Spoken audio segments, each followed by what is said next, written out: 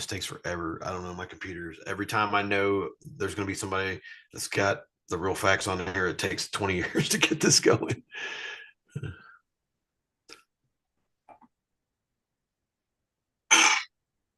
All right.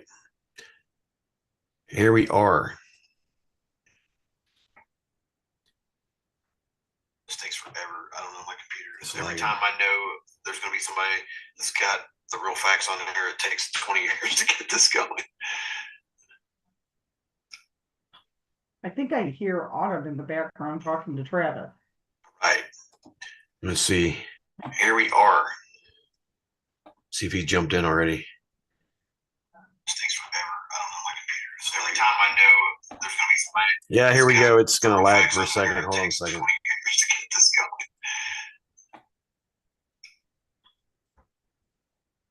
Yeah. I think I hear Autumn in the background talking to Travis. Really? Let's see. Here we are. Hold on a second. See if he jumped in already. On DJ. Every time I know.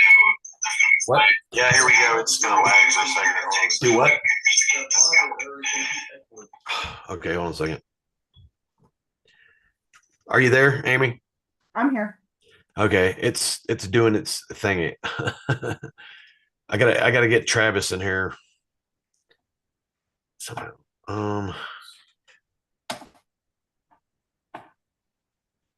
So I apologize for this. I have issues every time this happens to me. Here we go. He still ain't on.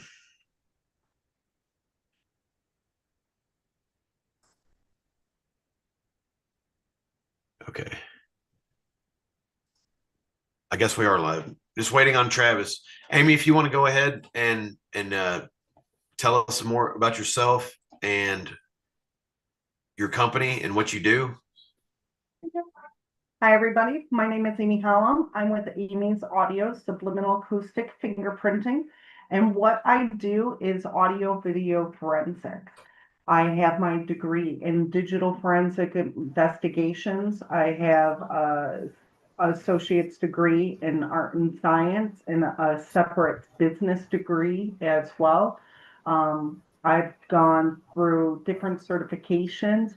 I have different certifications from my law enforcement experience while I was in the military. I was a military police officer, so I have not only certifications with that, but also like unexploded ordinances, TLETs. I could do NCIS, investigation purposes. I can respond to domestic incidences, and I know how to deal with situational awareness. I've done different negotiation tactics. I've worked with and volunteered helping train partials of the FBI and the SWAT teams out in Chicago area. I have different certifications like ethical hacking and wireless networks and sniffers. I have certifications in operating systems and forensics, wireless networks, malware and forensics, uh, awareness training, and different forms of social media monitoring systems. And basically, what my company does is I identify radio communications and transmissions that are embedded inside either an audio or video file that maybe somebody took off their cell phone. And I can capture intelligent information and for investigation purposes. And we could identify key features such as the software, the weapon systems, what frequencies they are transmitting on.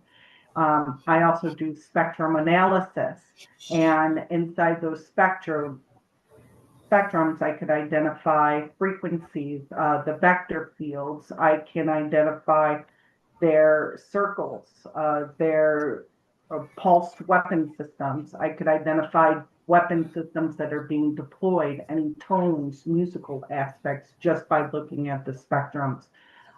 We could tell if they're underwater ground communication systems.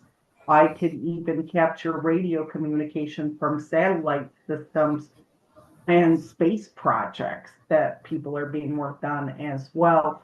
I can identify anywhere from child sex trafficking operations. I could identify key features from the criminals network. I cannot pinpoint the location yet, but they do give detailed information out. Maybe they're an apartment number. Maybe they ordered pizza in the background and they're having that pizza delivered and they gave a home address out to it. Maybe their base is inside of a trucking agency or a moving company. And were I able to identify possibly a hospital that they're even connected to, or maybe a person was hurt and injured and they have to go to a hospital and they call an ambulance and then they send them to that hospital. That gives us an idea, a range of their location and where these people and criminals are located. So all the information is used for investigation purposes. And it's been able to help out a lot of the victims. Another portion of my job is to do thermal tomography scan. What I do is I prove the radiation on people's body. I could tell what type of weapon systems they are. Some take a lot of research to identify, depending on the person and what they're experiencing.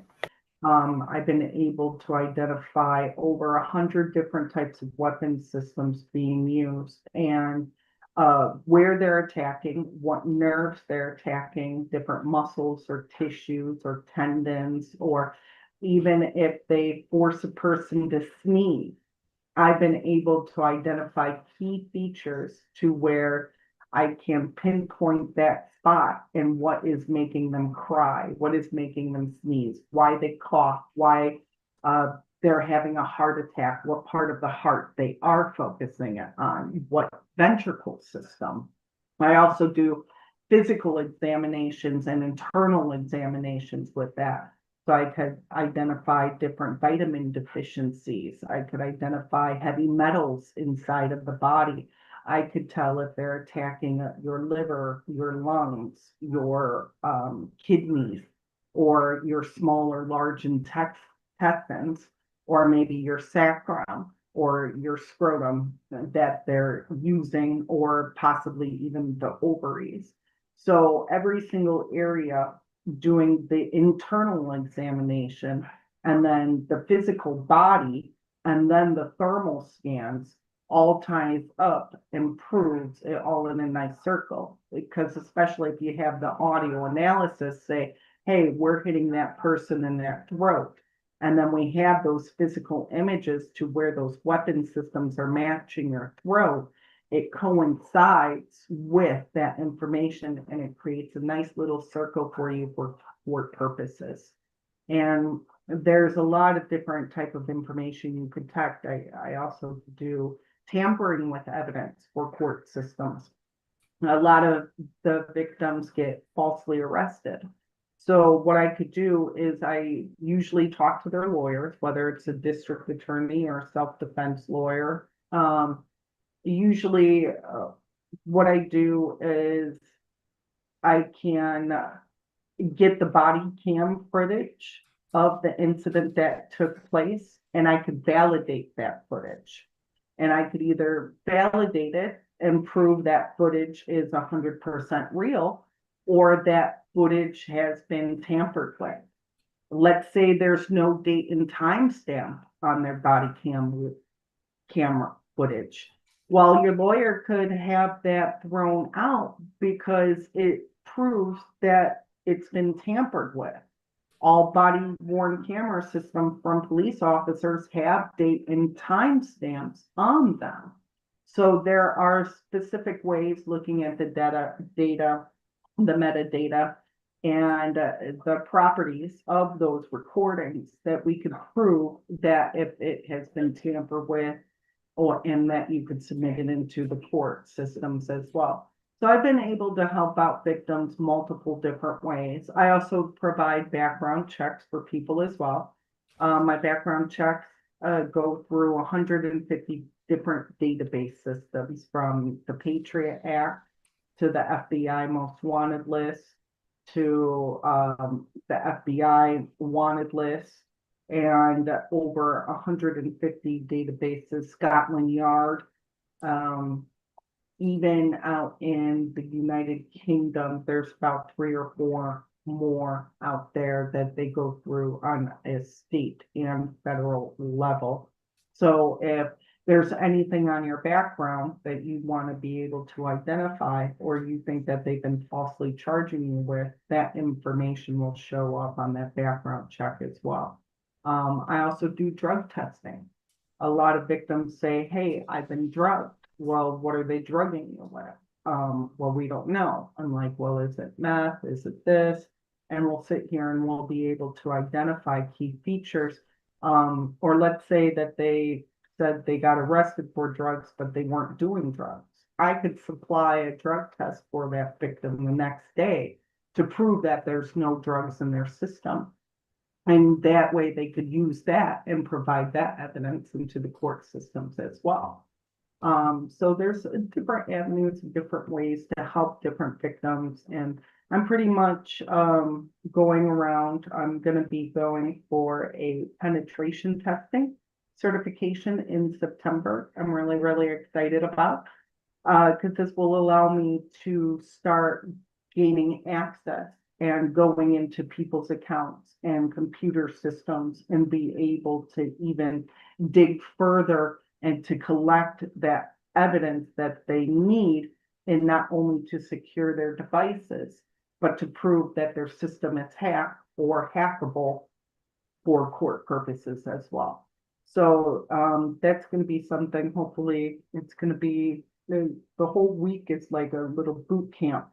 So I'll be gone for a whole entire week taking that course, and I'm really excited about it. So that's a little bit about me and a little bit about what I do and how I help out the victims and provide evidence for them throughout the community. So that's amazing, Aimee. Yes. I got a question for you. When you back to this, the body cam footage and everything, is there ways that you can get around? I mean, not get around that, but like, let's say they gave you a bogus police report or a FOIA request that you got. I've got a pile of them, but they don't have no body cam footage, or they say they erased the 911 transcripts, which is impossible, especially in a murder investigation, because I let them know that. But is there any way doing, like, let's say you get, it's a bogus police report that they gave you on record that's a FOIA request, knowing that they all wear body cameras? How do you go about that one? Well, to get the right answers, basically, to contradict what they're saying with the report versus what you said and the body cam footage. Well, that is kind of a different situation, because we would have to get court authorization and approval from the judge for me to go in and extract the evidence. Because even if they say they lost that evidence, forensic extractions can still be committed or completed and be able to regain that evidence back into the system. And all you do is have to have a good lawyer in order that knows how to write up that judgment and put in that subpoena for it to take place. Now, as for writing a bogus report, that would all go through the discovery stage. And it's your job to prove that it's a false report not provided by the police office. Right? Am I understanding that correctly? Yeah. Basically, I've got multiple recordings of them admitting that they have the evidence, and then a year or two later, they admitted to destroying the evidence or purging it from their system. So I got the same person on a video or an audio call admitting that they have the 911 stuff, admitting that it did happen, and then later on saying it got scrubbed out of the system because I tried to subpoena that too and get a FOIA request. I do know the U.S. Coast Guard had a little play in it too, because they were on the scene. So there's a documented evidence that, however, I know it's in Buffalo, New York, and there was somebody besides myself that would try to do a FOIA request on that. So all that's tied in. Neither here nor there. That's just a little pinch of what I have. I was just curious on that to go into that one because I've also got other police departments in Ohio that are involved that in the past that they slipped up, which I caught them slipping. And there's still stuff on record. I have records like court documents where they slipped up, where a deposition was made where I was supposed to be detained and it never happened. They let me loose. Also, and some of the communications inside of a kiosk, inside of a holding facility, which nobody came to my aid on that one, and it's still there unless they also purged it out of the system. Well, that's kind of interesting because, see, police officers are allowed to lie to get away. Oh, yeah. Yeah, they have, but as long as they don't do it in a way to coerce somebody. Otherwise, like, let's say I go over to a person's house and I'm knocking on that person's door and I want them to come outside, but they refuse to step outside of their home. I don't have a warrant for them, so I can't go into their house to go get them. Right. They have to do it of their. They would have to come outside and hang themselves, basically. Right. As soon as you leave your domicile, you're fair game. Right. And basically, so you got to play by the rules, but as long as you're not coercing somebody or manipulating them in a certain way to make a certain outcome, that's where officers get in trouble. Because if they coerce you and they lie to you in order to get a result, then that is what is can be thrown out of the court situations and be used against them to get that case dismissed because then also right. I don't know if you're aware, I'm a Brady's List citizens reporter as well, and I did document this on the Brady's List multiple times and other people's infractions, including my own, and that has to have some weight somewhere because the gentleman that runs the place or the Brady's List, he's been by my side through the whole ordeal with it. Mm-hmm. And he knows, like, he's reputable. This company's reputable, and then there's a lot of negligence on that Brady's List, not just mine, but other people's as well. But I don't know if that carries what kind of weight that carries with a lawyer or federal prosecutor. Well, that kind of depends on who you're going after. Always within a court case, evidence is based off of who you're going after and what charges you're putting against them. Right. Because that evidence has to supply that means and cover that whole entire statute for you to prove your case. So if you're going after them, like, let's say for sexual assault or rape, right? You need to prove that they physically assaulted you. Where did the assault occur? Do you have that DNA evidence that was inside? Do you have a condom? Do you have do you have bruises on your arm? Can you prove that physical action or that assault in order to press that charge on that person? And that's where a lot of victims have trouble, because inside of the court cases in the court system, there are no laws on voice-to-skull technologies, but there are telecommunications acts. So they're in violation of a lot of telecommunications acts. So you would have to go against the telecommunications for violations of telecommunications industry, whether it be the FCC. Can you prove that? Do you have their radio license number? Do you have the frequencies that they were transmitting on? Do you have the spectrograms to prove they were transmitting that frequency? So providing that evidence collectively determines on who you go. Now, I don't know all the motions, like I'm not a lawyer. So like when you're talking about like Brady motions and materials for any court case is probably your best option to get, because you could request different email communications back and forth from the judge, from the police department.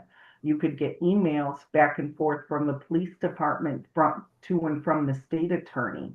You could get emails back and forth from the police department to and from your lawyer.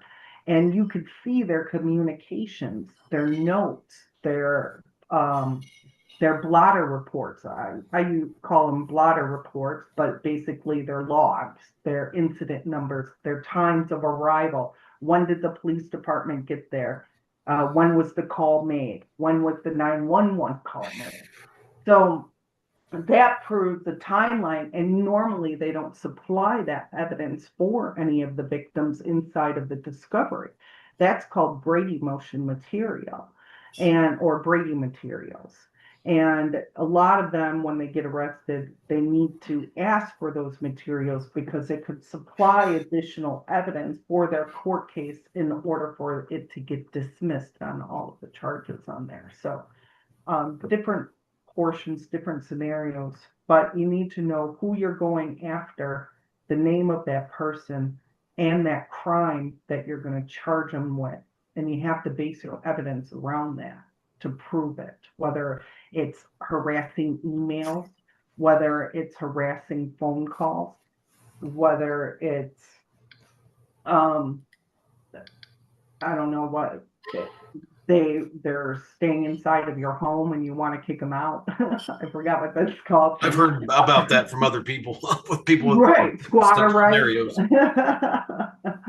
The harassing phone calls is another one here. That there's a lot of us out here that are experiencing that. Can you give us some insight on how you can trace down? Like, I know they come up with spam calls, but there's a lot of these numbers that I've traced back to where they're in Washington, D.C. They're in the same town I'm in, which is impossible damn near. Other parts like in Virginia, New York, just weird stuff like that. And they're how they, I don't see how they, I know there's certain technology where you can do this. For an example, I made a video a couple years ago. This creepy voice guy, we call him the creepy voice stalker guy. He calls other targeted people and even people that's not targeted, and he will call them out by name. And I've scared friends away because they thought I was full of it. And once they started watching my videos and it started happening to them, they were just like beside themselves. And I told them, I'm like, I don't know how they're doing this, but they're doing it. Calling my family members and doing the same type of thing. I mean, I've heard this from other people that are targeted as well. Is there any other possible way that you can, I mean, I'm sure if you took your phone or your computer and find out where they're at and who they are. When you have a phone call and it's an unidentified numbers, there are apps that you could download that you could actually start recording your own phone conversation. And you need to tell them, and depending on your state, whether you're a one-person consent state or a two-person consent state. So a one-person consent state, you don't have to tell them you're recording, but a two-person consent state, I have to tell you, I have to be like Amy's audios, just to let you know I'm recording, and then we could continue. If you continue, even without giving me permission, you're giving me a verbal consent. You continue that conversation, whether you said yes or no. And whether you like that, you have the choice to hang up. If you don't want to communicate, you could either text message me, or I'm going to take screenshots and get your phone number anyways. Or I could trace your number back. So with that caller ID, there are OSINT tools. There is this free website that you could go to. It's called OSINT Framework, OSINT. And basically it's open source intelligence tool. Can you run that by me one more? How do you say that again? OSINT, I say it's OSINT. OSINT, open source intelligence. And basically, these are forensic tools. Now, if you buy the equipment and the OSINT tools, you're going to get better results than the free versions, because the one that's free is based off of free software that anybody can use in order to track or trace an IP address, track and trace a driver's license number. You can do reverse Google imaging searches.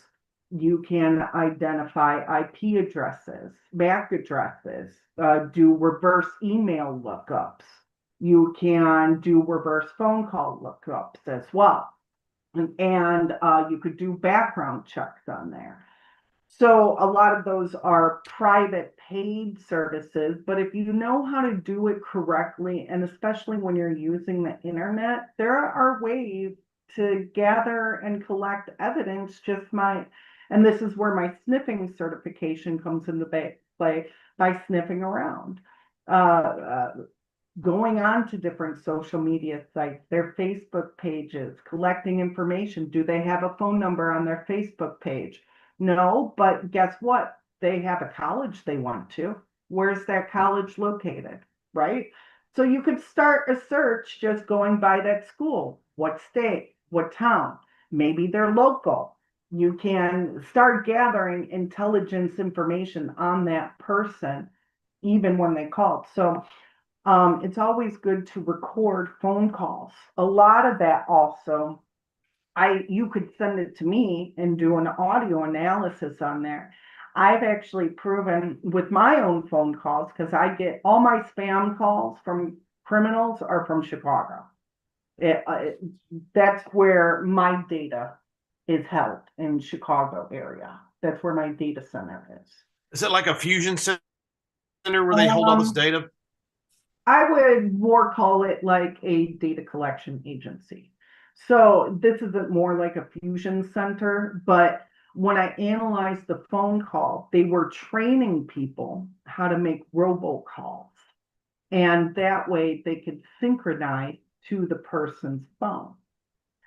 So that is one tactic that they use with these spam calls, these robocalls. They will call your phone, make a connection, you pick up, you answer, synchronize to your phone, and they gain access there, and they can then monitor your messaging systems. They could then monitor your phone calls, your social media posts that now this is all making sense, because everything you're saying is how they've done me. I figured that part out, because that's like they can only see my messages, because there's certain things that, like, let's say I went somewhere with somebody, or they went with me, or there's a group of us, and there's nobody that would have known that but the people that was there, and they would subliminally say, how's this going, how'd y'all like this or like that? So that tells me that you're looking at my messages, basically. Right. And there are different ways. I mean, there's different apps out there even now. The technology is so advanced now that people don't realize there's more than one way just to connect to a person's phone. Even sending, yes, it could be Pegasus out there. If you have an iPhone, right? Pegasus is for iPhone users only. So if you have an Android, you're really not going to have Pegasus on your whole entire system. Androids are open source phones. They don't need malware. They can gain remote access through backdoor application systems.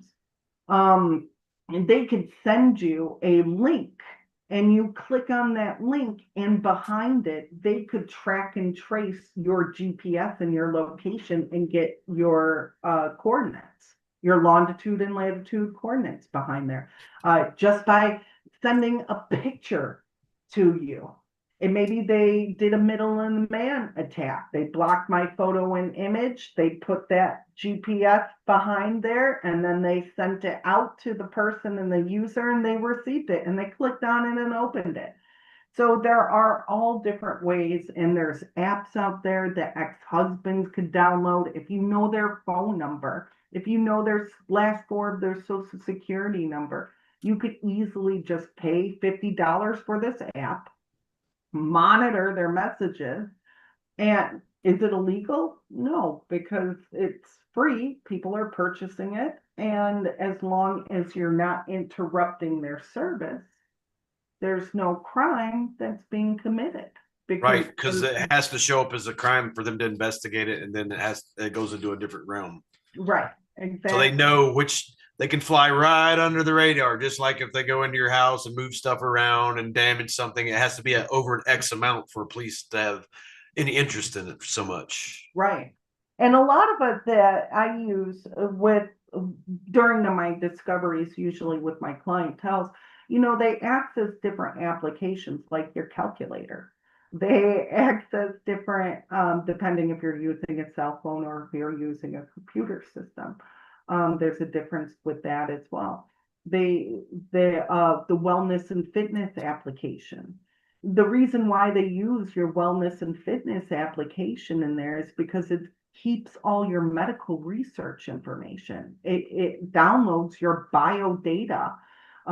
It was forcibly installed during that COVID time, and not a lot of people understand this. Remember, it was big news, them saying, oh, our cell phones aren't working, 5 providers aren't working, Verizon isn't working, nobody could make phone calls out. It was like 3 days worth I nobody remember could that. make. Well, that's because they were force installing that application remotely into everybody's cell phones from all of those providers. And when you restarted your phone, guess what? That application was installed running inside of the background during COVID period. So that's what caused those issues, but the news never said that.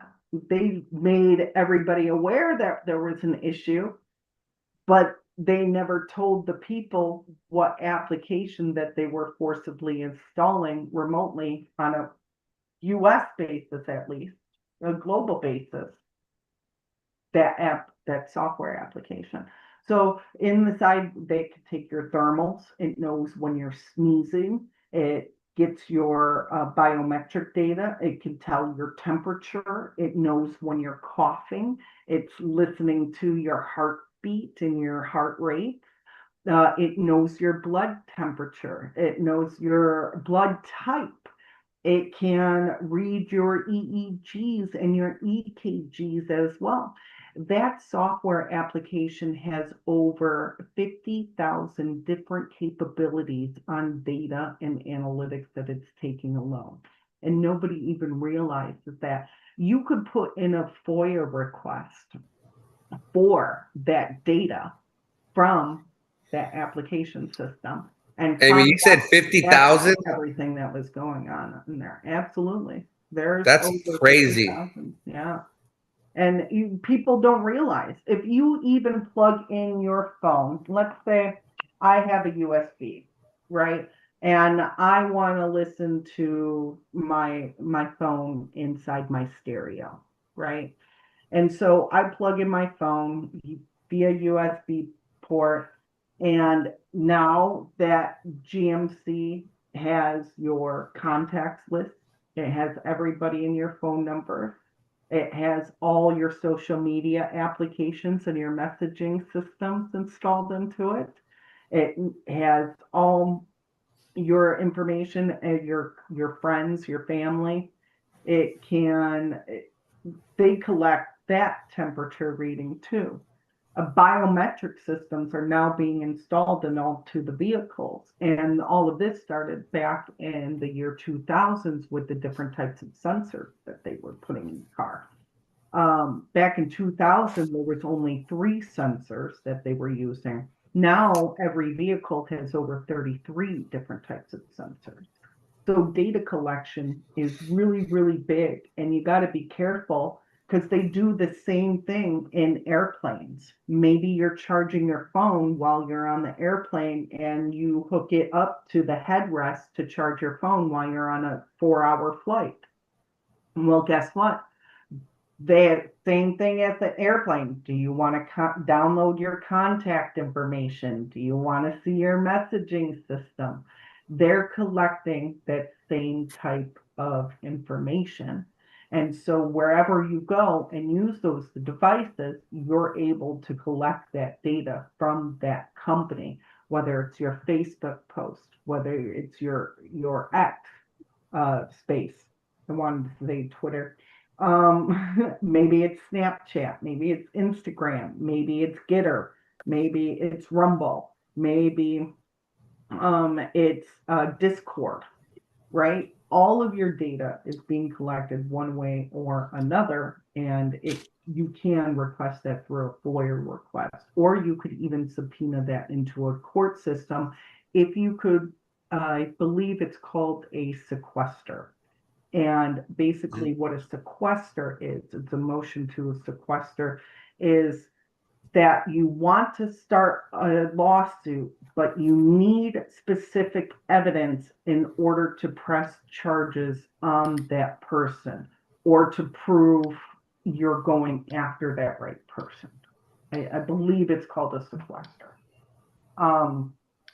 So you could submit that paperwork in front of the judge and you would be able to collect that data. Even your phone call logs, right? If they're blocking and jamming a phone call from you or your friends, you can go to your own phone company for one.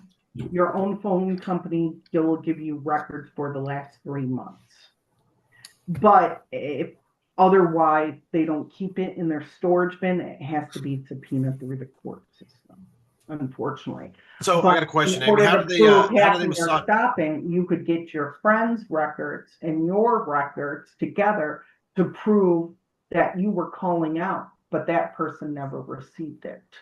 So that would prove like a middleman in attack, or maybe a jamming device or something that was stopping that phone call from being transmitted and received from one carrier to another carrier. That happens all the time, Mhm.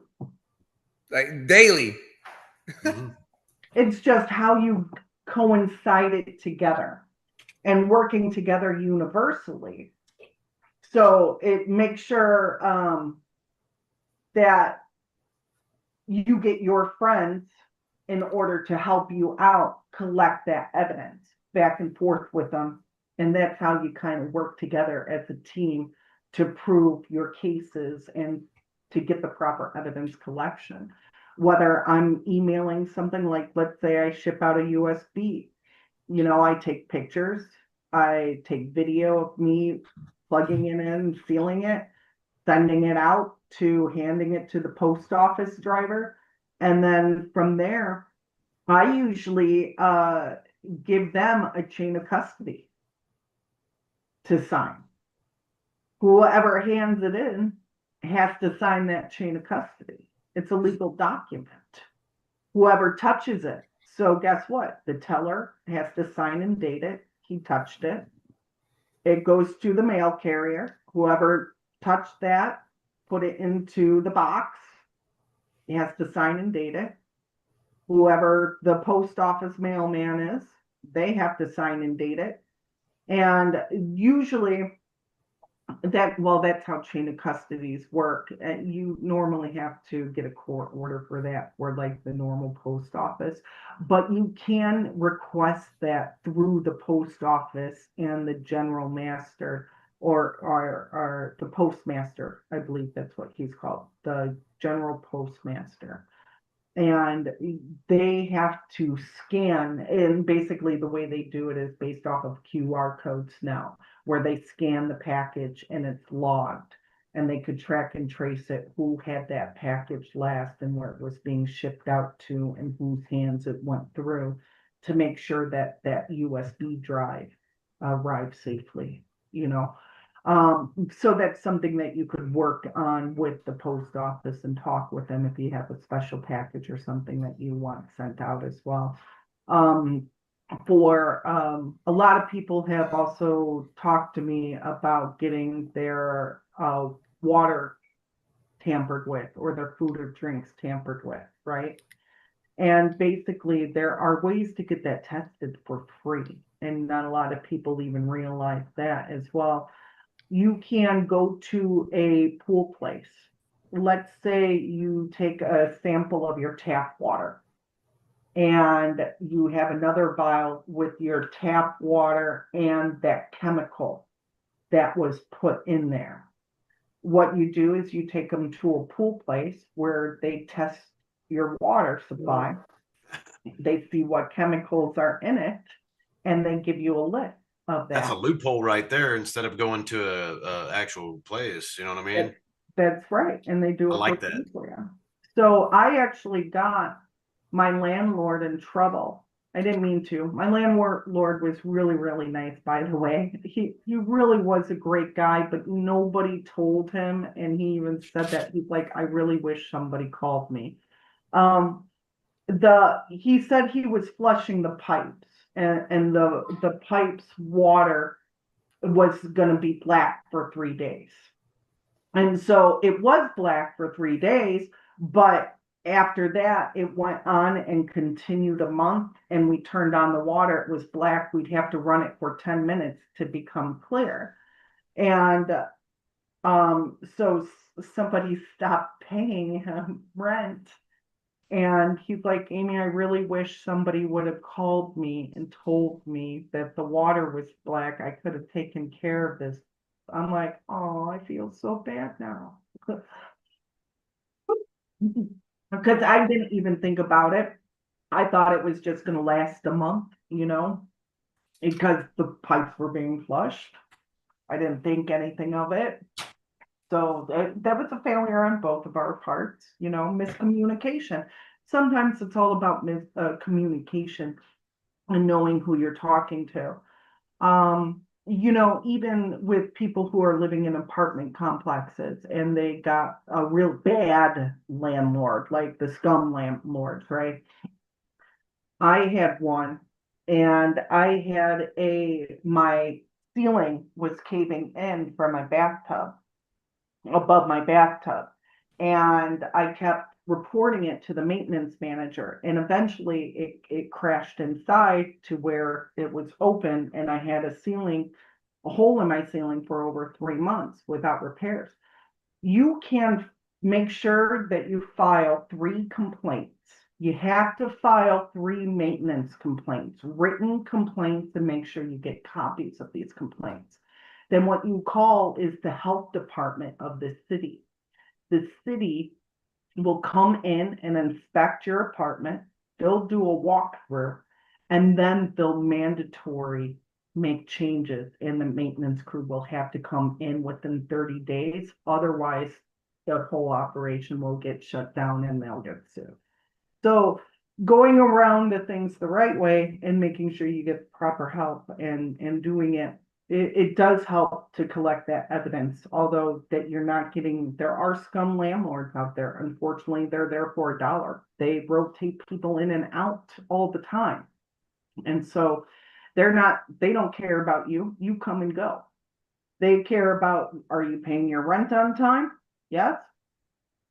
Fine. No? I don't care. Right? They'll kick you out. They'll replace you with somebody else that'll do it too, and put Right. the So there are different ways and different tactics that you could use in order to collect evidence and things like that in order to help people out. So whether they're very small ways or very big ways, there is always a loophole to something in order to collect information. You just need to know where to look. That's all. I got another question. Like, with all this data collection and everything, how all technology's moving towards AI. Now that's going to be their greatest go-to now, because they can manipulate that with AI, and it's going to be hard to pinpoint unless I'm sure you know a way to get around it with metadata and everything else that it's been manipulated, right? Well, depending on the artificial intelligence that's being used, no, places like Facebook and places like X, you could still get your metadata. And that's because they're the ones that are using those application systems that you're running it through. They have to collect it no matter what. They want to collect it because it's machine learning material. And what you put into it, it learns on its own, and that's how it grows and starts gathering further information and more intelligent. So artificial intelligence is becoming harder on us forensic personnel, especially like, for instance, people that do digital forensics, like with camera systems and so forth. Like there's a cell phone with those 3 cameras, right? It's called the triple camera system. And basically those triple camera systems, each camera takes a 360 round view, and each individual frame, there's 100 frames inside of that 360 view. And each frame takes 100 different images. And then what artificial intelligence does is take 100 of those images and say, this color gray is prettier here. This color blue is a better quality here.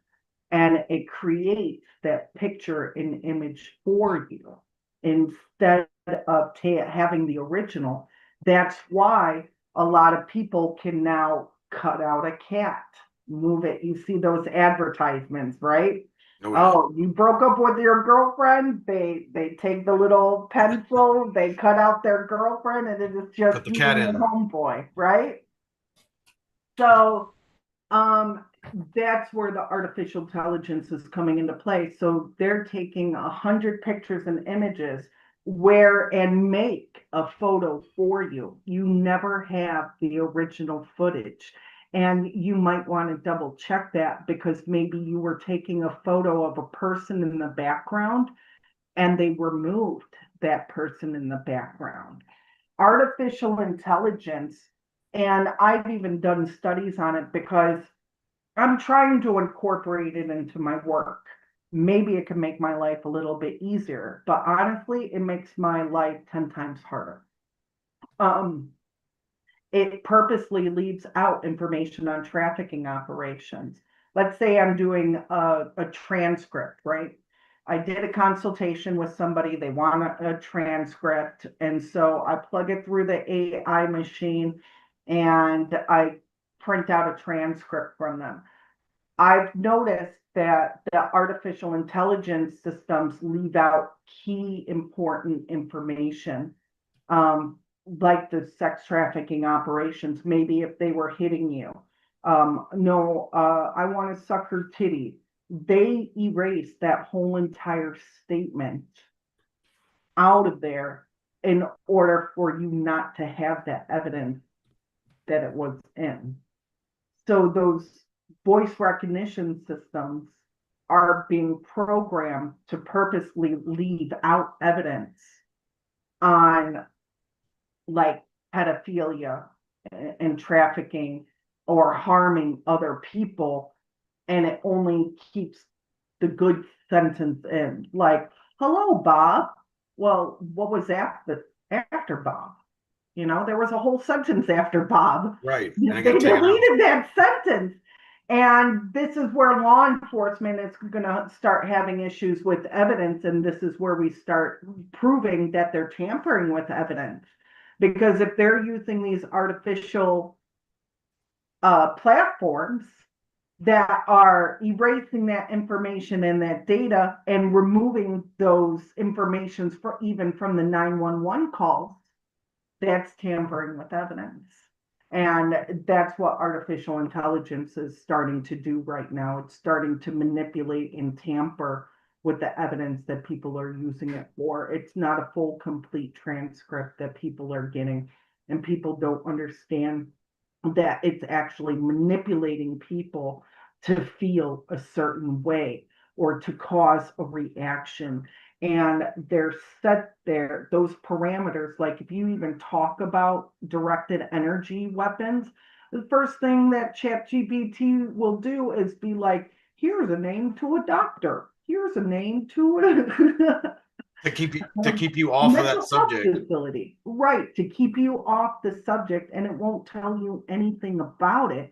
And it'll manipulate a person and their feelings and their reactions with you. So artificial intelligence is getting really out of hand, but there are ways to prove it. Even in my audio forensics, I can identify artificial intelligence speech components, kernel speech components. I could identify bots that are being used as well. Oh, wow. And when they're manipulating a person's speech, and that's how we tell the difference from a real person from part of that program that is being used. You know, you have some people that say, no, it's real people, when really it could be something as simplistic as a phone echo that is built into your phone that's echoing that statement. No, they know what I'm saying. But that's all part of the metaverse that is being installed, because Meta is working with all phone companies now. They're working with Facebook, and well, obviously Meta is Facebook, but they're working on the speech components where most of the people only focus on consonants. Facebook is working on consonants and vowels. And even when I'm listening to those communications, the artificial intelligence gets the speech wrong. It can't recognize that voice yet or structures because everybody has different accents. Everybody, I'm from Chicago, so maybe I elongate my O's, you know? New Jersey elongates their A's, like water, right? Um, Right. so everybody has different accents, and these artificial intelligence sequences can't pick up on it. And this is where it's providing false information for the people who saying law enforcement are spying on them because their statements are accurate and they're using the AI systems to prove a conversation, but that conversation never happened or never existed. It's based off of the faulty programming that is built by Facebook. And that is what all these law enforcement officers are basing it off of is artificial intelligence. And anything from a Facebook post from code words and keywords getting sent up there to the FBI, like you can't even say the word cloud. You say the word cloud, it's on there's a list over 500, 1,000 different words, and some of these words are stupid. Like you would never even imagine that word. Well, how come you're not releasing that on there? How come you're not letting people know what words you could say and what words you cannot say? If you want us to abide by the law and not get in trouble, we should be provided with that information so we could do our due diligence in order to construct our conversations in a meticulous way. Yeah, I'm sorry if I've said, oh, that's a beautiful, look at this cloud. You take a picture of a cloud out there, and all of a sudden your post got sent to the FBI bomb squad. It's ridiculous. So, and this is where our law enforcement agencies are getting out of hand, and this is where the illegal surveillance is coming into play because those artificial intelligence sequences are also putting people into the pre-crime program. Facial recognition systems are built by Facebook. What Facebook did was take millions of people's biometric data and information and photos from Facebook, installed it to their facial recognition systems, and built the program saying this group of 1,000 people are bad guys. This group of 1,000 people are good guys. Let's test our mechanism. So now when police officers are running those facial recognition systems, whoop, this person is arrested. This person he's a bad guy. You need to go arrest him. And that person's never had a crime committed against him his whole entire life. He's never been arrested. It's giving out false data and false information based off a faulty program by these companies. And it's causing complications and issues with to create that targeting and that harassment experience. So they just put you in a big quagmire in the middle of it all because you can't really go this way or that way. You're doomed pretty much because they can manipulate it however they want to. Right. And and it's all behind the programmer. But you could also, it's already been proven in the court system that AI systems are inaccurate and cannot be upheld in the court of law.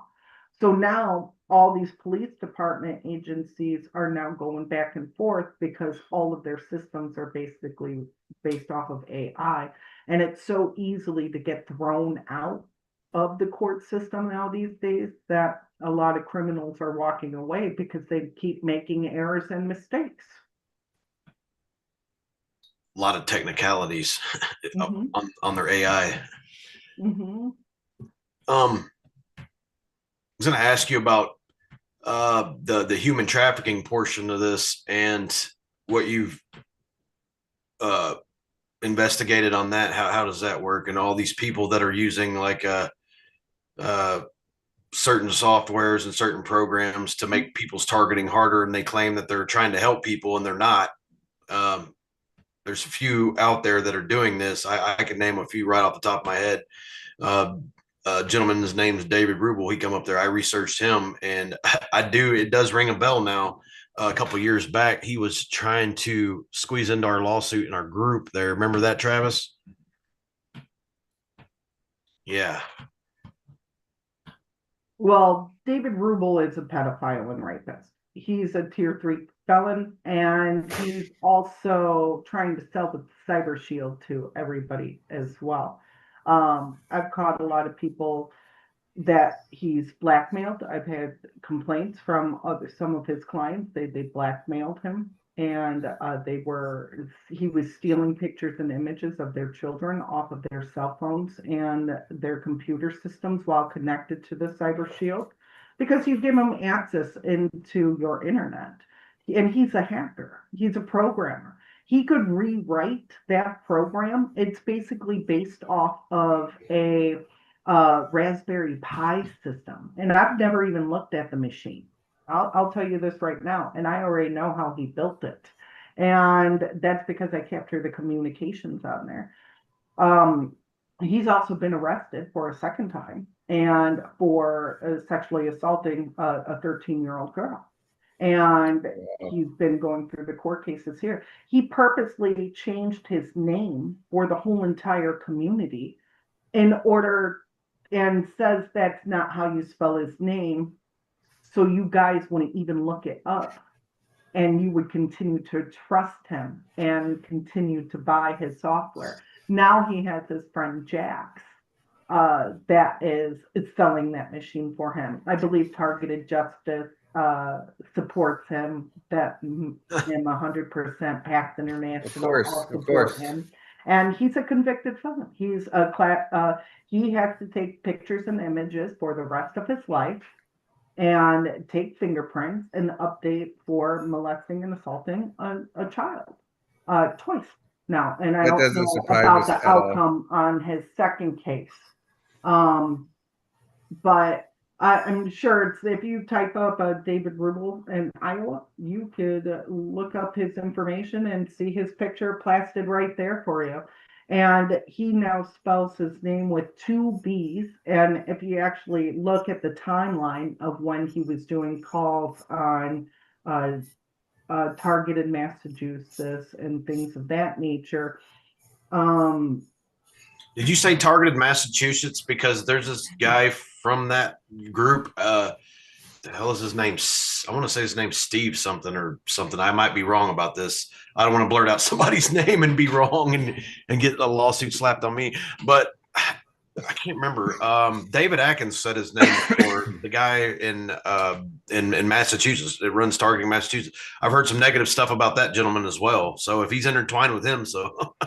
Oh, I'm not sure if they're intertwined at all. I was just making the point that when he first came out, he always promoted the show with his real spelling of his name. And it wasn't until 2 years ago that he changed it to 2 B's to throw you guys off and stuff like that. So that way, when you do the search, you're not, you got that extra letter in there. So that's going to give you somebody else's name and it's never going to show up. He's going by an alias. And if he was innocent of his crimes, why not just admit to it? And why not say, yes, I did that? Because you're gaining access into people's internet. You're connecting that cyber shield. And let me tell you, there's no reason to have 10 antenna systems connected. That's 10 transmitters and receivers. And he claims that it's all a 360 round base, but you only need one antenna in order to transmit and receive a signal. He doesn't collect any data. He doesn't know what he's doing. Well, he doesn't even know the names of the weapon systems. He provides no evidence that it's working on him. And when I've analyzed a lot of the victims' reports, there is information on David Rubel selling those access through the Raspberry Pi into his machine. And if you go to his website, it says there right on it that he sells cookies. Okay. So and these are the cookies you can eat. Don't everybody get confused on this. Yeah, these are your cookies, your cash. He collects them. He could sell them to the pedophiles and the rapists. They gain access to your passwords, your internet, and he makes more money on it that way. And he keeps revolving door going back and forth, back and forth, back So and he's forth. a black market perp. Yep. Yeah, yeah. And I don't even believe him when he says, "Oh, I got a contract with Giordano," Giovanni, I believe it's his name. Really? How come he's never come on any of your shows and supported you? Yeah, how come you cannot provide a contract to prove that you're really working with him? When I tried to contact him and email him, there was no getting through. And I had even had to go through 9 different colleges in order to get that contact information. Are you telling me that Giovanni supports they're allowing a rapist and a convicted felon to work for the Department of Defense? You're telling me that? Okay, cool, whatever. More proof and evidence that a pedophile and rapist is targeting. So I don't know. I don't trust the guy. I wouldn't even trust his machine. I've had 5 women come to me and say that he blackmailed them, that he showed his gun and his rifle to them, that he threatened them, saying that even if they told people, he would make their lives a living hell. Well, that there in You're the whole itself, guy, like people. threatening people with guns and stuff, and if he's a convicted sex offender, he can get charged again. I mean, that's a free trip to prison right there. Exactly. And if you're, nah, can I really be this mean? Can I be? Oh yes, go for it. We're If you're exposed people. that dumb to give and buy a machine from a pedophile rapist and give him access to your internet, I'm sorry, I'm not going to help you. Yeah, you deserve it. You deserve We tried it. to tell you. You fucking deserve Amy, it. this is what we I'm do, trying to man. stop We pedophiles and expose. rapists, and you're granting them access into your network. I had one customer said he bought his machine and that it helped him. He's like, "Well, you're going to deny me help." And I go, I apologize, but yes, I am. I don't want anything that he's touched into my computer system or my network system. I'm sorry. I'm gonna back away from this, and I'm gonna choose not to help you. And that makes me look like a bad guy, and I understand that 100% completely. But I'm trying to help people. Don't need to deal with an additional hacker and 600 additional pedophiles coming into my network information and trying to steal my data or the evidence or destroy it. I already have that problem. Trying to help as many victims as I do. So you got to properly secure your network and properly secure your router. Call me a bad guy. Say, "Oh, I'm just Amy, going to I have a make you-" question about Google it. Google it. about routers. When it comes to home Wi-Fi versus having the cheesy little firewall that they have versus buying like a corporate machine with like a corporate firewall, I mean, how does one improve, on a small budget and make a better firewall? Proper router configuration for one. What are you disabling? You could put a firewall in there, but if you haven't blocked all IP addresses from coming into your network system, then how good is that firewall? What was that firewall protecting in order for you to put it in? There are actually installs that you could download inside of your router that gives you additional evidence and security for you. One of the free sites is called a Tomato Anon, ANON. You could install that into your router and it gives you a free firewall. You don't even have to do anything on there, and it connects to a different server, and it goes through the server through the service provider, which actually gives you more protection inside your whole entire system. You can also download Snort. Snort is a DBM file, that you could download, and it gives you rules and regulations that you could follow. And it also could tell you internal information if somebody is trying to access your network without authorization and collect IP addresses and MAC addresses and things like that, of that information too. So there are things that you could install, additional DVMs, rules, certifications, that, and what I mean by that, you could install specific rules like no password smaller than 12 letters. The password must have lowercase, uppercase, numbers, and symbols.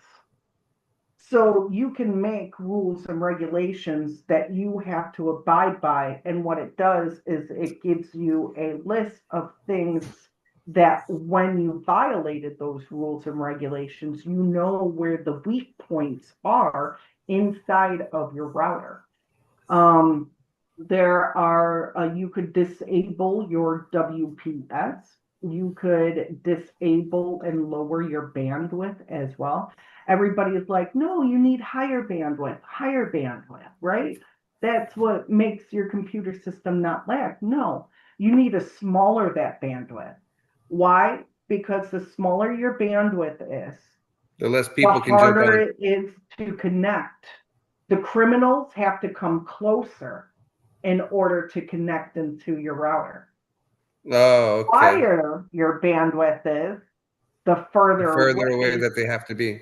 Exactly. So if you keep it small inside of your home only, and to where it doesn't even go outside of your home or outside of your apartment complex, then there's no overlapping, which means they can't use mesh networks, neural networks, or they would have to mainly stick on a gray node network, or maybe intranet, which is your local provider service.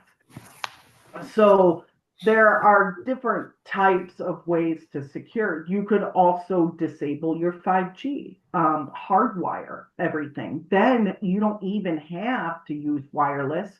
You can disable and block all wireless communications and access point and keep it all on a LAN network and a wired access point. So, and you could block off all those entire communications, so nobody would be even able to use wireless components inside of your router. So there are basic necessities that you can do. I do have a list about 10 to 15 things for the beginners that they could do themselves. I don't have any video tutorials or anything like that. I haven't had time. And I'm not one of those Aimee, you need to get on that for real, for real. Oh, yeah, I got so much work to do. I give it out to people whenever I can, For sure. and I really do. Whenever people say, hey, I'm having issues with my network, these are some of the things then and ways and areas that I give them in order to protect themselves. I usually give what people need at that time and what they're requesting for. I'm not going to sit here, go to Joe Schmo when you were asking about Jane Doe. So I'm not going to go off the beaten path. I'm going to try to help you as fast as I can, when I can, and as soon as I can with the information that you wanted and needed at that time. So that's usually I help people on an individual basis more than a collective basis. I don't want to work with big groups. I don't want to do things like that. I want to work on my own. I want to do my own thing and help somebody individually, because you get more done on an individual basis than working on a group collectively. Yes, we can prove groups attacks, and it's perfect for a class action lawsuit because a lot of victims do coincide with information. You may not know that there's 15 targets in North Carolina. Maybe you only know of 2 or 3, right? But that data and that analytics, even from every state, proves a case. How that person is targeted, what weapon system is being used, who owns that weapon system, where's that weapon system coming from? And that's the things that we need to focus on, not only on the individual basis as I work with, but that's where my data and the ANA comes in collectively, because I collect it all as a whole. And I could map out every single spot, every single location, what government agency owns what weapon system. Hey, this week they're traveling to Louisiana. I know what dates and time that it's going to show up in Louisiana. Maybe they're doing hurricane studies out on the East Coast right now and using weather manipulation tactics, you know? So you could track and trace on who these people are collectively from across the globe, even on a global basis. And there is a difference from the US weapon systems compared to the European Asia side weapon systems. So everyone is a little bit different, absolutely. You don't have the same people every single time. You don't have the same effects. Why? Because maybe that criminal is a KKK member and you're Black. And maybe they hate white people. And they're a group of terrorists. And every person behind the system with the user, does the weapon system stay the same? Yes, because that matches your jurisdiction. But the user is what changes all the time. And that's why but they're all part of a network though. That here's what gets me still, like there are all these people that are like players in this big game, like the people who are participants and everything like this, and they allow them to use this technology, the powers that be do. But how do they all like keep their mouths shut? How do they use it without getting caught up to where they're a liability, which they are anyway, but to a degree they're not, because they're allowing them to use this technology and use these tactics and these campaigns against all of us. And like for example, when you're saying about David Rubel, this guy, he's a convicted sex offender and a felon, but they're allowing him to do this. So he's intertwined. He's got a handler. He's answering to somebody because he's making money off of it, and he's threatening people, and he's not getting any charges in it. And along with other people that are doing the same thing. So what was the main basis of that question there? Like basically how and who is allowing them to use this technology on a regular basis without them having to blow their cover on it. Okay. And then they got all these felons using the same thing. Right. Basically, they run off of a fishnet network system. And so you have a main fish head that runs the organization, and they have plug-in numbers that they could use inside of the fish network. That main host has connection to the military, and the military will send that host links to that weapon system or that company or that program. There's a difference in technology from old technology. They call it retro technology, because they even use weapon systems from 1984. If you like the retro stuff, oh, wow, they have the equipment from 1984 and they have brand new equipment from 2025. So NATO mainly supplies the links. If it's NATO, they supply their links to their weapon systems. If it's the government, they supply their links to the weapon systems. If it's Lockheed and Martin, it goes per company. They sell the links out. That host will buy the links from them. I need to buy 75 links from you. You charge $1,500. You charge $1 per link, right? I spend $1,500, get 1,500 links to Lockheed Martin equipment. And I believe I've heard Edward Snowden talking about this, how they sell, especially when they had the Pegasus program, which they've got more advanced stuff now, but that's what he was saying. He was like, they were selling it the links to it and allowing them to use this. But here's what I don't understand. How do they obtain access to get to these links, and who gives them the credentials to be? I mean, that's some sort of a The security owner of the clearance. It weapon has to be. system. So with weapon systems, okay, there's 3 different ways to gain access to these weapon systems. When I'm working and analyzing mainly, okay, 1, they're a terrorist organization. They actually steal military equipment. And they use it for their own nefarious needs, okay? So they could hack in and steal links from companies and corporations if they know where to look and get them. 2 is the agencies and the companies themselves. They sell out the links to the host that does that. Other are members of the military that steal the equipment but have authorization to use it, but they're using it for nefarious purposes. So let's say I'm John Smith, right? And I'm a UAV pilot. I do training specifically with the Predator drone, right? Well, guess what? I'm doing training exercises on Monday, Tuesday, and Thursday, and that drone is mine, but I'm off Friday, Saturday, Sunday. I could still go in and sign out that drone and say, hey, I want to practice or train with it, do maneuvers with it. I sign the drone out, I hook it up, I sell links to the criminals and grant them access into my drone. Now they can control lasers. Now they could control tracking. They can control missiles. They can control LiDAR detection.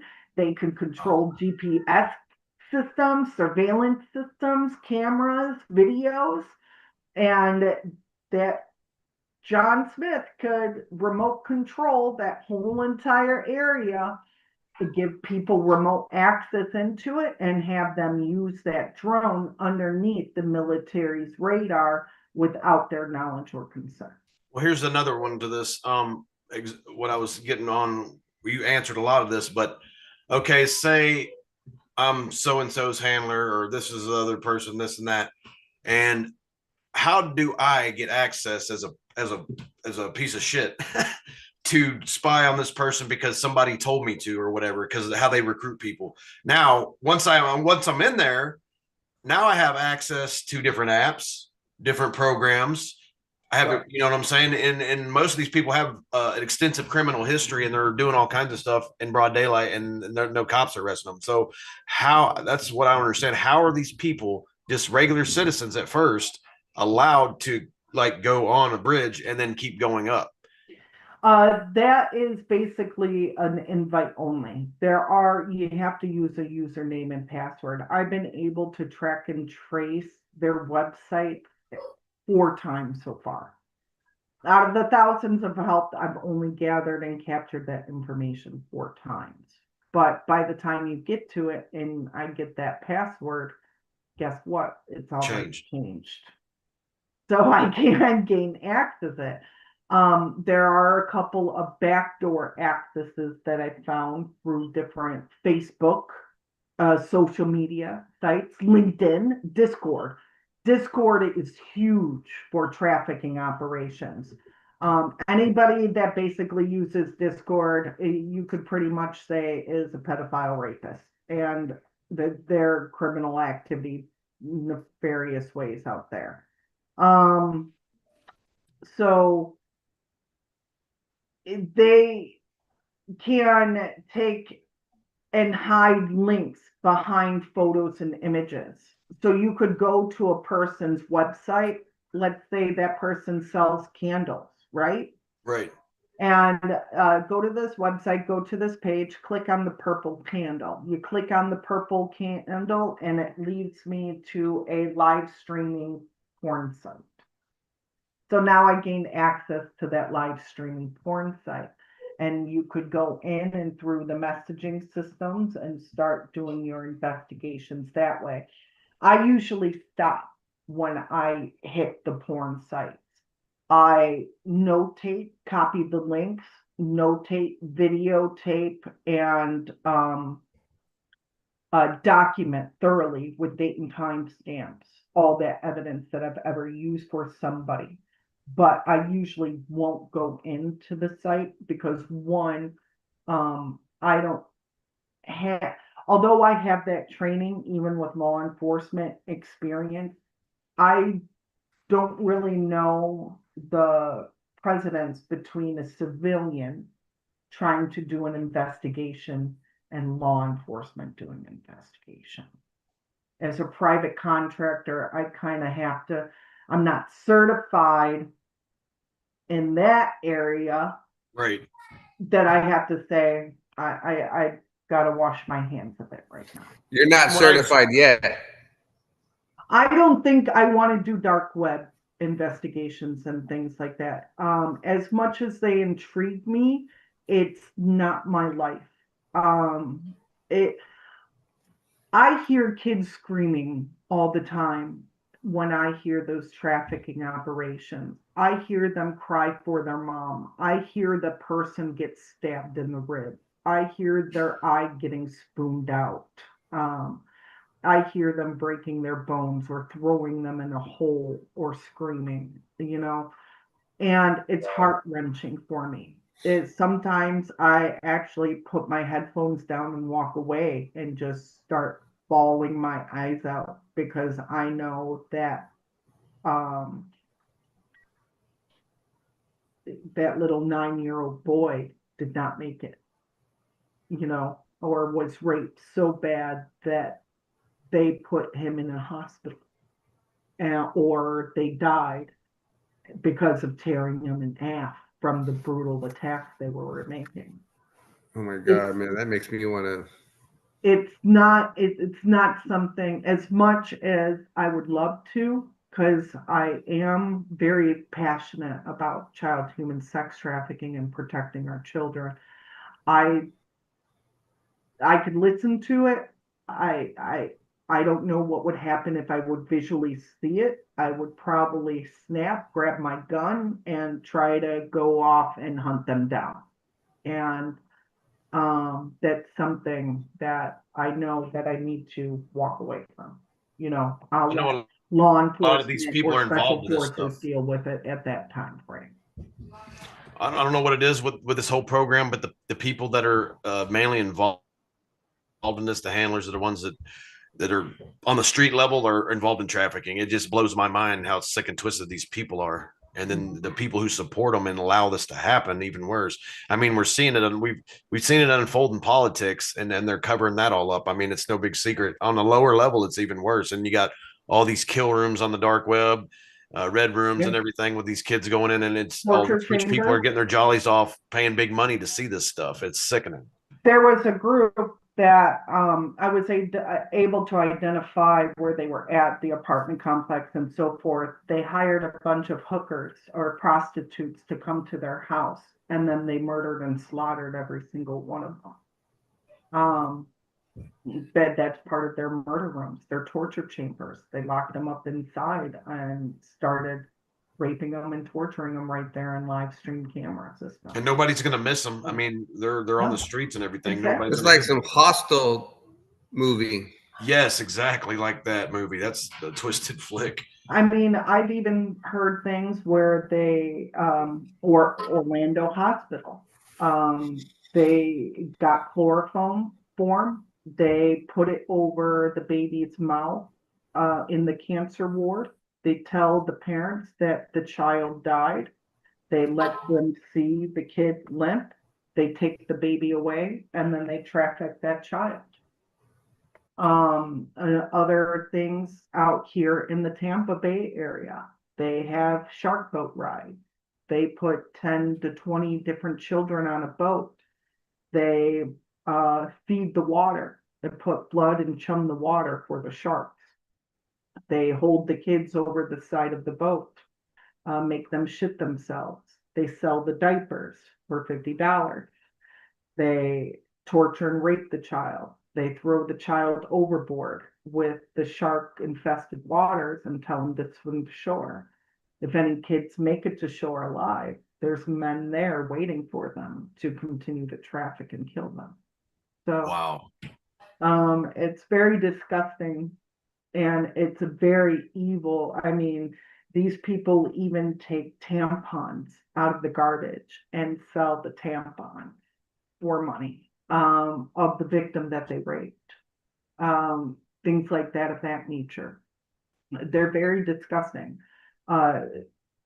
That book, that skin book that was big on the news, I captured information of them selling books, dolls, and purses online about 3 weeks prior to that incident that happened.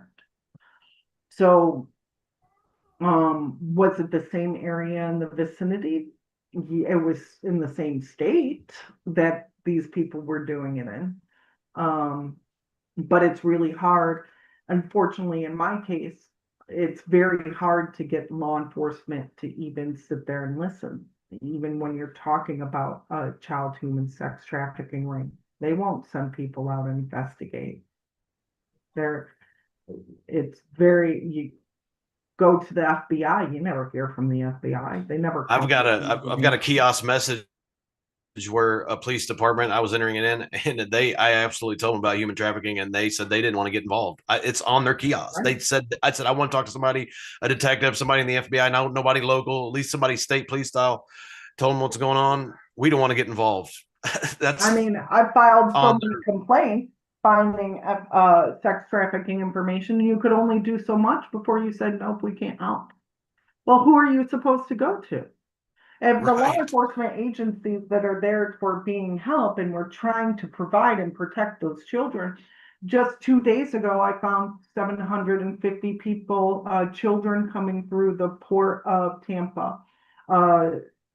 700 or 800 children going through the port of Alabama, 850 people going through the port in New York City, all through the transatlantic union. And you could track and trace those paths that those ships are on and find out their date and time that they're going to arrive. I mean, if you could save over 24 to 3,000 children in 1 hour, why would you not take that chance to save those children? And it's just a shame. You see a couple of new things on with Cash Patel. I think he just did a trafficking operation, right? They stopped 200 pedophiles or something and saved 105 children. That's it. 105?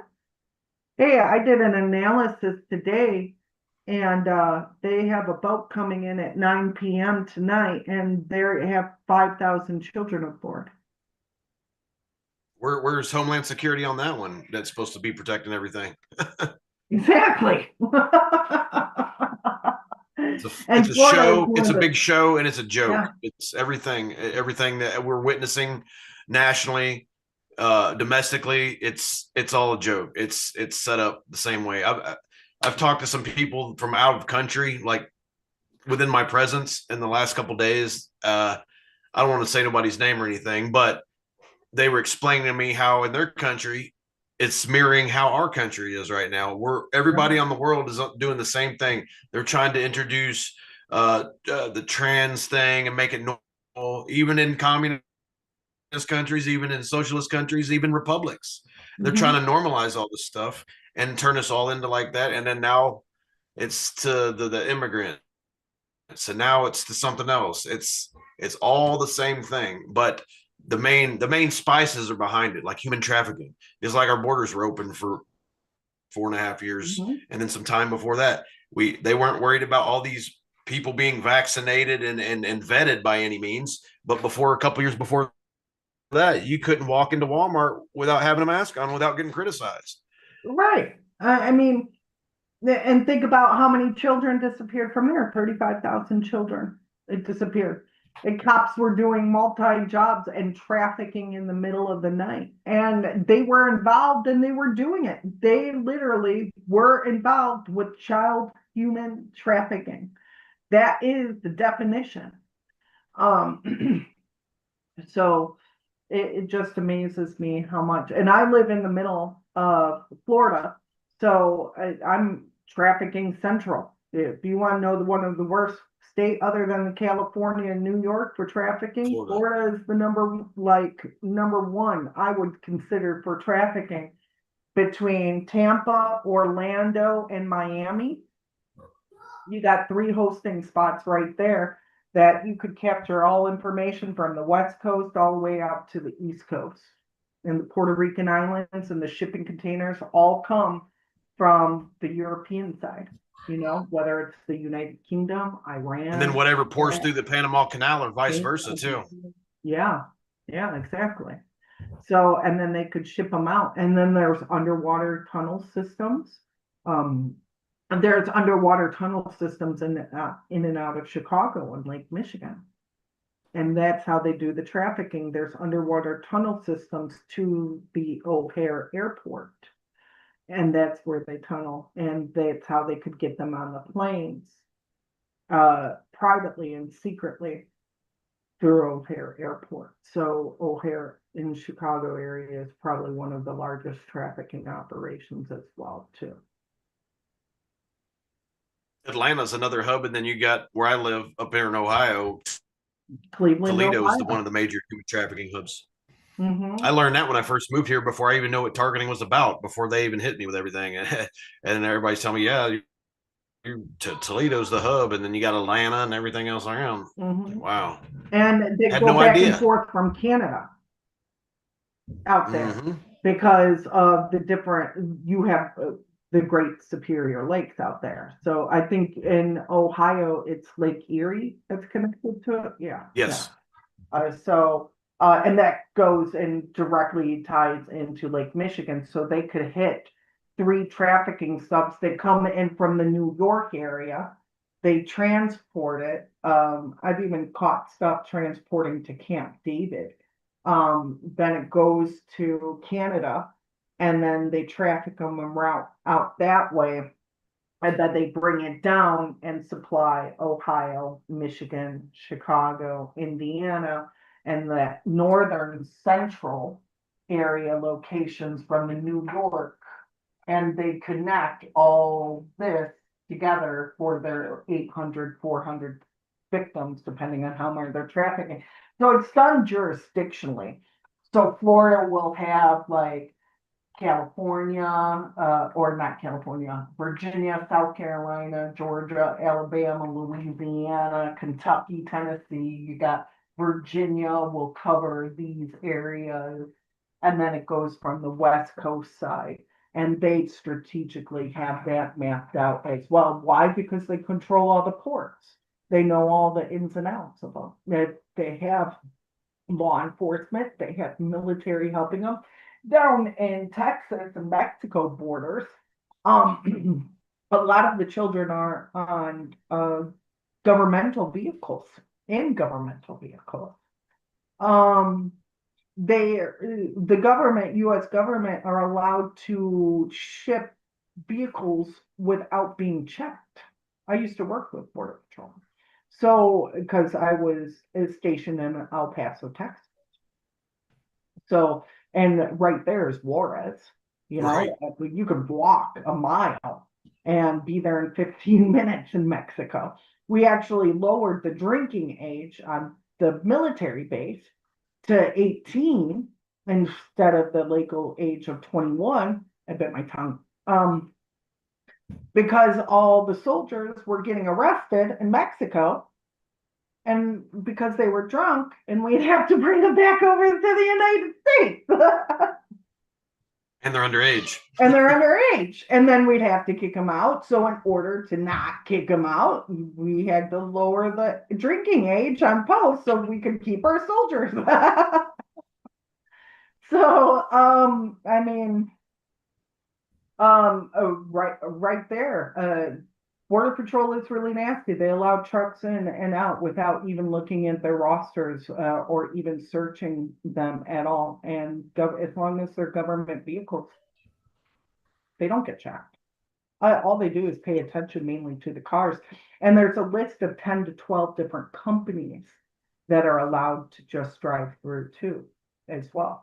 And if you're going to secure a border, you need to secure the border. Nobody goes in and Yeah, no exceptions. whether you're a government vehicle or not, without being searched or seized. And it's just amazing and astounding how all these trafficking operations just coincide with each other. I mean, the U.S. is one of the largest traffickers out there in the world, and I hate to say that. I always respect law enforcement officers. I grew up with them, worked with them. My father was a cop. I had 3 uncles that were police officers.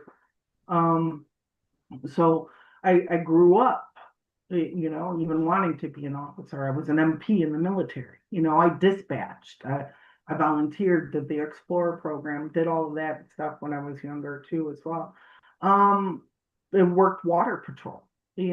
So there's a respect there, but I've seen it decline, and it just breaks my heart knowing how much corruption that there is now. And uh, seeing people, I just had to walk away from it. You don't want to deal with that much anger and hostility, and you just have to walk away. And it's just a shame that there's no real men or women out there anymore that are willing to stand up and fight against the corruptions that's infested not only the law enforcement agencies, but our our medical doctors and their facilities. They don't even take.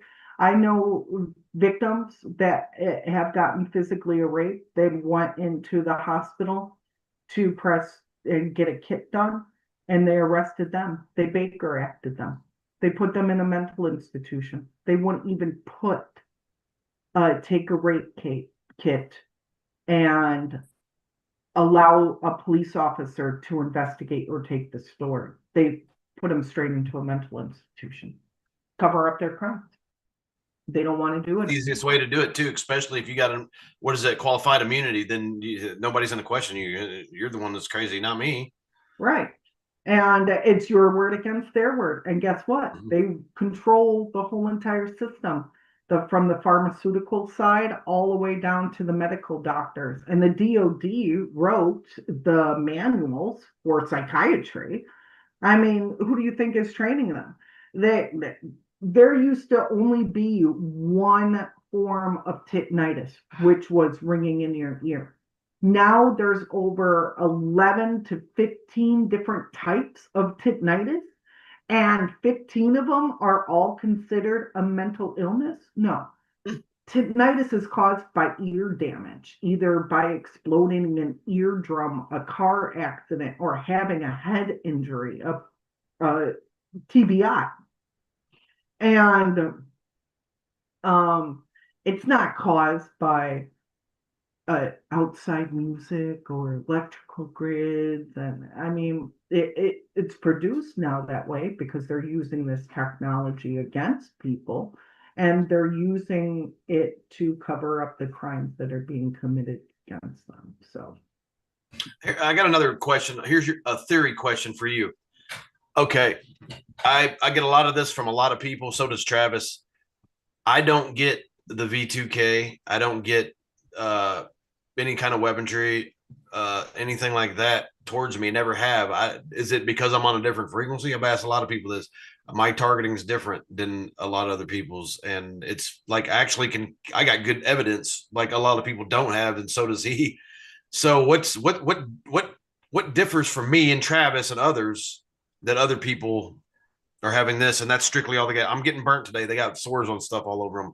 And there's some of these people are full of shit. I hate to say it because I've actually looked at some of the pictures, Googled them, and it shows their pictures. I'm like, okay, they're nuts.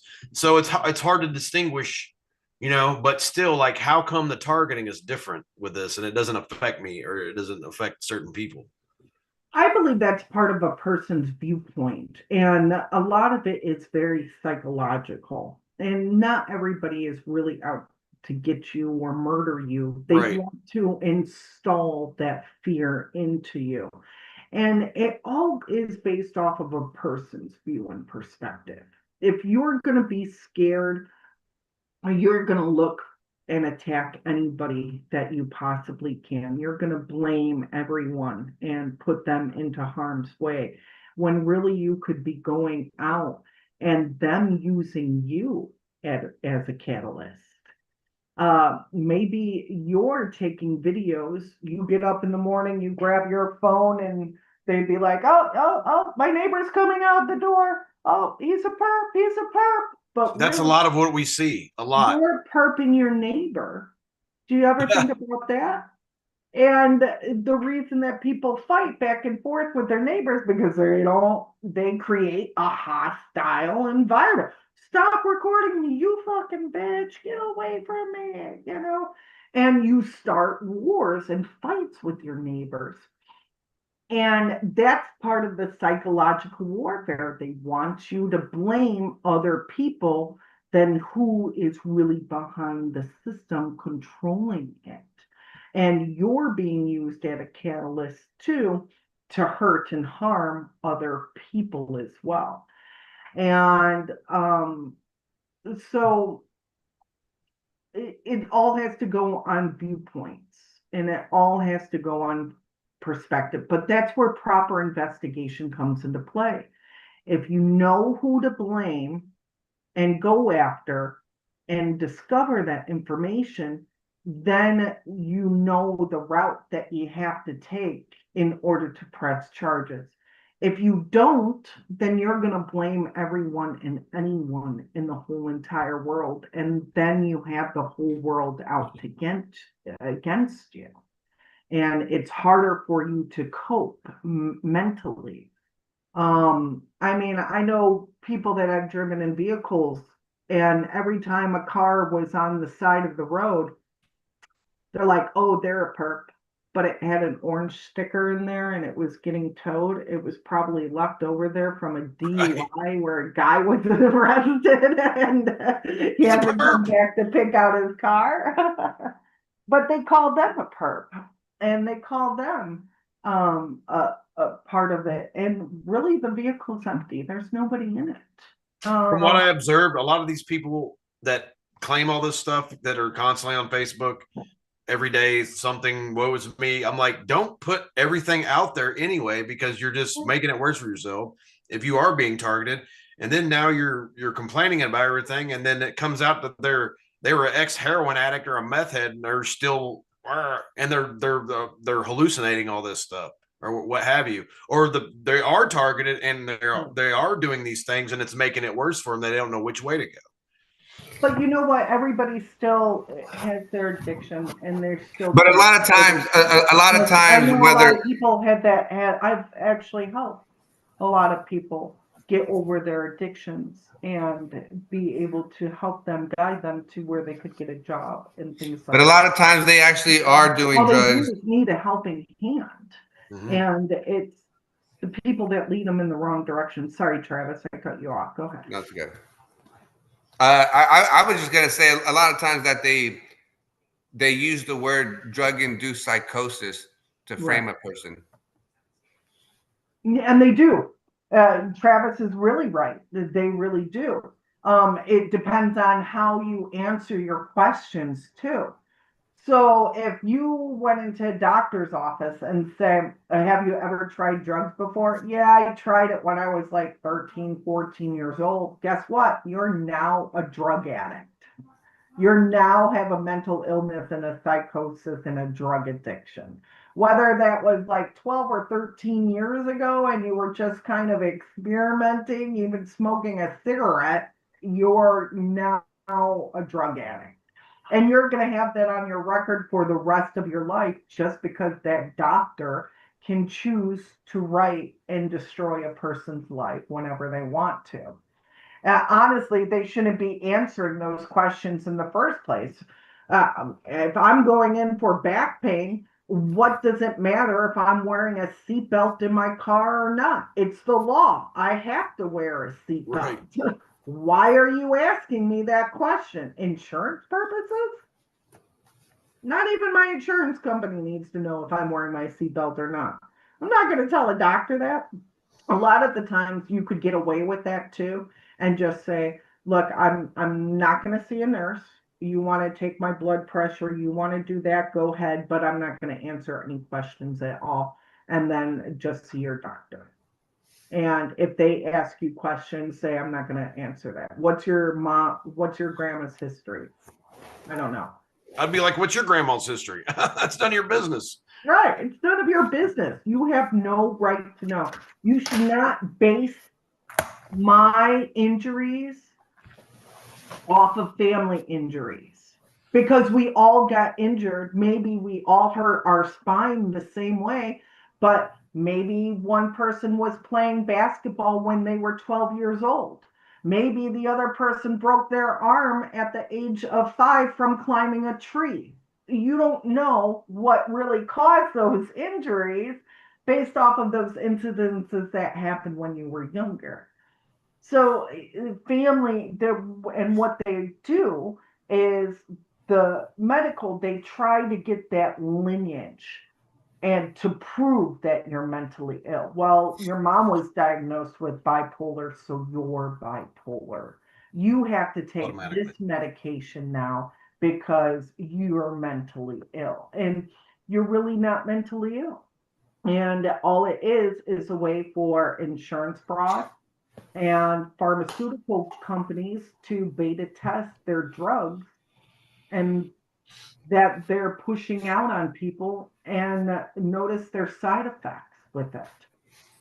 And really all you need is ibuprofen and extra strength Tylenol because technically the doctors don't do crap for you until 10 years later, until your insurance has run out and you have to get a new insurance, pay a higher premium, and then maybe after 6 years, they'll finally allow you surgery. When the surgery should have been done right away from the very beginning. But they want to make you go through all these treatments. That's why they call it a practice. They're practicing on you. Yeah. It's not a treatment facility, it's practice. The doctor practice. It's practice until it becomes malpractice. Right. Yeah, that's a good I like one. that. That's exactly right. Yeah. So Malpractice. you're absolutely right. And they're and all this mRNA, DNA manipulation now, the vaccines that are going through, vaccine injuries, and now the pharmaceutical companies have full control. They're basically taking over your life and liberties where you don't even have a say Aimee, anymore. you also know about how like DARPA and the FDA approved technology like neuromodulation, right? Mm-hmm. Yeah, that's kind of what my parents put me through. So with a lot of that, with the brain neuromodulation and remote neural images, right? Yes. Most of that is all computer-based programming because they have to connect and put the images into the optical nervous system. So they can hit specific, they put compression points on your live, and they use a laser weapon system as a light source. And that produces those images through your lens of your eye and acts as a holographic projector using 2D images. Using chromatic and monochromatic imaging processing systems. Shadow manipulation. Well, shadow manipulations, here's the thing with shadow manipulation. A lot of the shadow manipulation can be caused by sleep deprivation. And usually if you're 2-3 days. Well, if you're sleeping fine, it's not that. Right. But Most of it, like when people say, I see gray floaties, or I see objects out of the corners of their eyes, or I see flashes or images, that's mainly caused from the sleep deprivation because they're so targeted horrifically that they never get a good night's sleep. I mean, how many victims get more than 5 hours of sleep per night? Yeah, there'd be It's like little trash that. cans start turning into little kids. Right. So, and that helps with the remote neural monitoring because the more tired you are, the more relaxed your muscles get. And so they can manipulate and flexate your muscles and your tissues and control your motor functions better as Right. well. So the more deprived you are, the easier it is to manipulate somebody. You need to find a happy medium. Some great ways that has helped me, valerian root tea, elderberry tea. Um, I have an elderberry tree behind my house that I go pick berries out of, and whenever I'm really tired and I know I need a good night's sleep, um, or have to wake up early, so you want to be good. I go make some tea, put some honey in it, and then I drink 2 cups of it, and I'm asleep within a half an hour, maybe 45 minutes. So, um, and there are ways in order to stop that, but the more sleep deprived you are, the easier it is to To manipulate. manipulate you. Yeah, and water too. A lot of the victims, there are 6 common things that I've found in every single victim that every victim experiences. And dehydration is one of them. Every single victim is dehydrated. They're constantly thirsty. They're They trying need to cook like when I go to sleep, I'm constantly getting attacked with EMF to to make me thirsty, and I feel like when I lose weight and they're hitting me really hard, and my weight fluctuates a lot, Mhm. and I feel like they're trying to do some type of behavioral control with me. And that's exactly what they are trying to do. Because the dehydration, it's easier to manipulate somebody's motor functions as well. Right, Because they don't have that water built up. What does weapon systems do? They burn you, they provide right. heat, they provide oscillation, mechanical waves, and transverse waves that are connected. When cells rub together, right, it produces heat inside your hand, magnetic heat, kinetic heat, transfers, polarizations, even to split the electrons inside of your bodies or the atoms to get to subnets with it. It's They called hit me so hydrogen hard, bonding. Aimee. But, They huh? they hit me so hard sometimes where my skin feels like it's on fire, it's crawling, my muscles are cramping. Sometimes they'll put me on the floor, and I was like, Water. man, why don't you just draw like a white chalk around my body? Water. Muscle cramps are mainly caused from dehydration as well. You need to make sure that you drink at least 1 to 2 gallons of water a day. That will deplete a lot of the attacks that they're using inside of their I body. also take a lot of Epsom salt baths. That depletes a Mhm. lot of the radiation. Like when you go and bathe inside uh, Epsom salt, and you feel really sick. Uh, a lot of people water shield or whatever, but Epsom salt in a bath, a hot Epsom salt bath for 20, 30 minutes, like that is like, and then you try to submerge most of your body. Uh, I have found that to be like one of the most effective things to do. Um, Also pumpkin. If you eat raw pumpkin or pumpkin, it helps absorb the radiation inside the body and can reduce the radiation poisoning and the nausea and the stomach issues that a lot of people have with that. So pumpkin, raw pumpkin. Thank you. Mhm.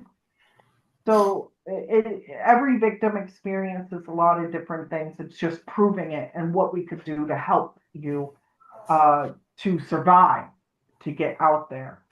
I do have to get going here in a little bit, probably here within the next 10, 15 minutes. So,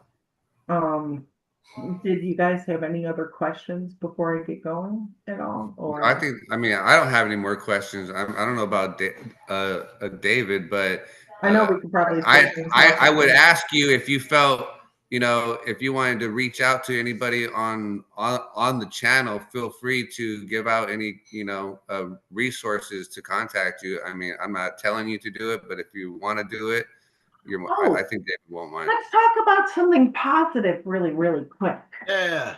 All right. We talk about a lot of negativity today. I don't want to talk about negativity. Let's talk about something positive. Absolutely.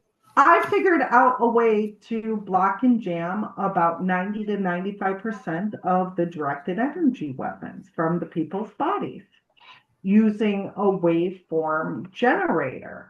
Am I able to share my screen here? Yeah, go ahead.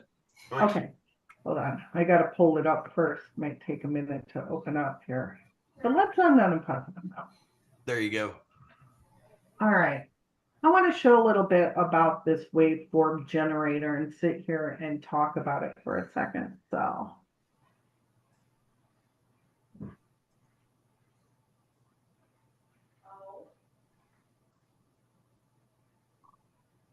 right, can you see it? Not yet. It was there for a second.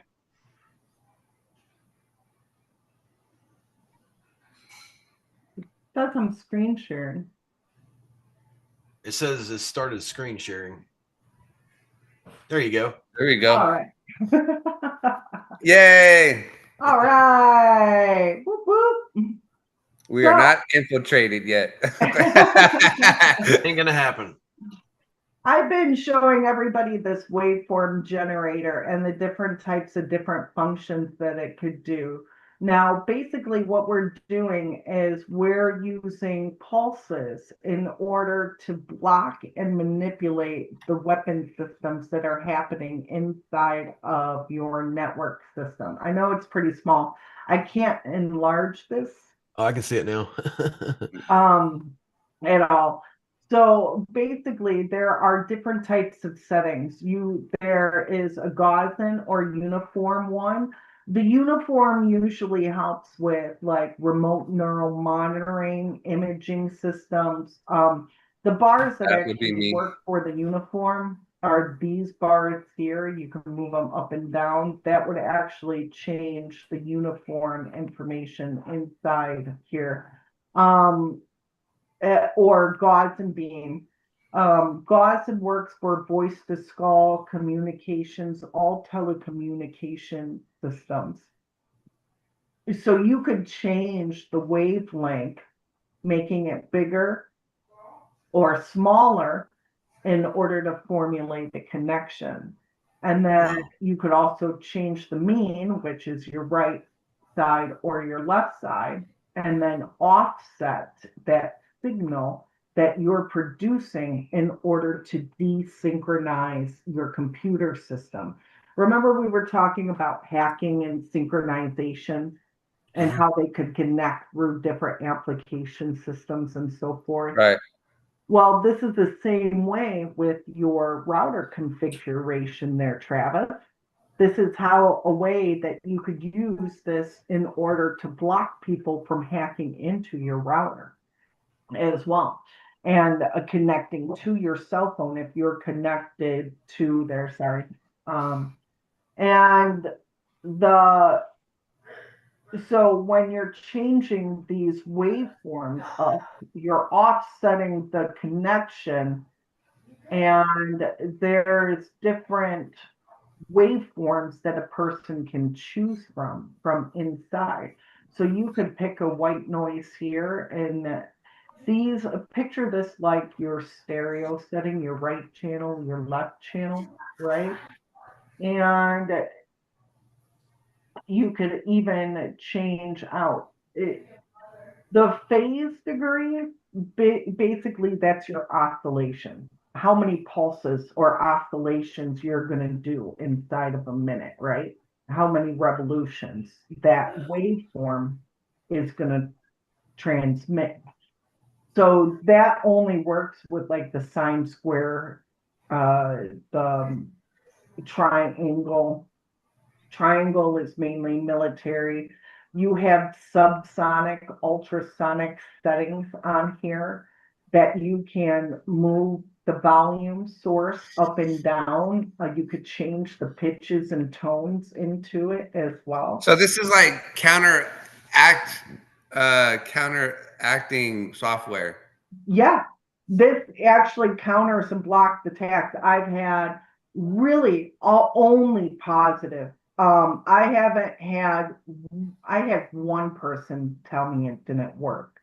I think that person was a perp trying to discredit me or just get me to disbelieve It that looks it's actually legit. I'm not even working gonna or lie. something. Yeah. I'm telling you, I get the weirdest emails from people. But I asked him what settings they were using, and he stopped emailing me. I'm I like, bet well, he did. I'm trying to teach you how to Sounds use like a it perp. properly. Right. I mean, how are you not going to ask for help or continue to get help with it if you don't even want to know what a proper setting is, you know? Right. So, this has been pretty successful. I had about 5 people email me today, say thank you so much. It's helped me out. It hasn't stopped it all the way, but it's lowered my voice to skull to where I'm able to do some work and get some peace and quiet. So it's small things like that. It's been, I'm getting great reviews on it from a lot of different people on different social media applications. You could even change that DC offset. DC offsets are your currents, okay? Your alternate currents to a positive current. So this is where shooting the weapon systems or getting the pulses to shoot at the criminal's weapon system, so it kind of destroys a lot of their programming. Wink, wink. Okay, so it also changes part of the artificial speech into a default mode. So a lot of people don't realize when they're sleeping and when they finally go to bed and they can't be woken up in the middle of the night, what's running in the background is actually artificial intelligence systems. They're not going to have a real person talking and manipulating somebody while they're asleep. There's no point to it. So they have artificial intelligence programming running in the background, and it's considered like a default mode. So when anything that happens, there's a storm and there's a radio tower goes out or a power outage in some person's area, right? You can't account for it. That default AI programming system will turn on and start into the person's brain. So a lot of it also is affecting their systems and their programmings. And you could change up the microseconds in here, how many pulses that you're shooting out. You could change the width of that pulse that is going. So you want to keep that width kind of smaller. You don't really want something wide because then it takes longer for those pulses to get through that interval. So you want to make sure that you keep a nice narrow width.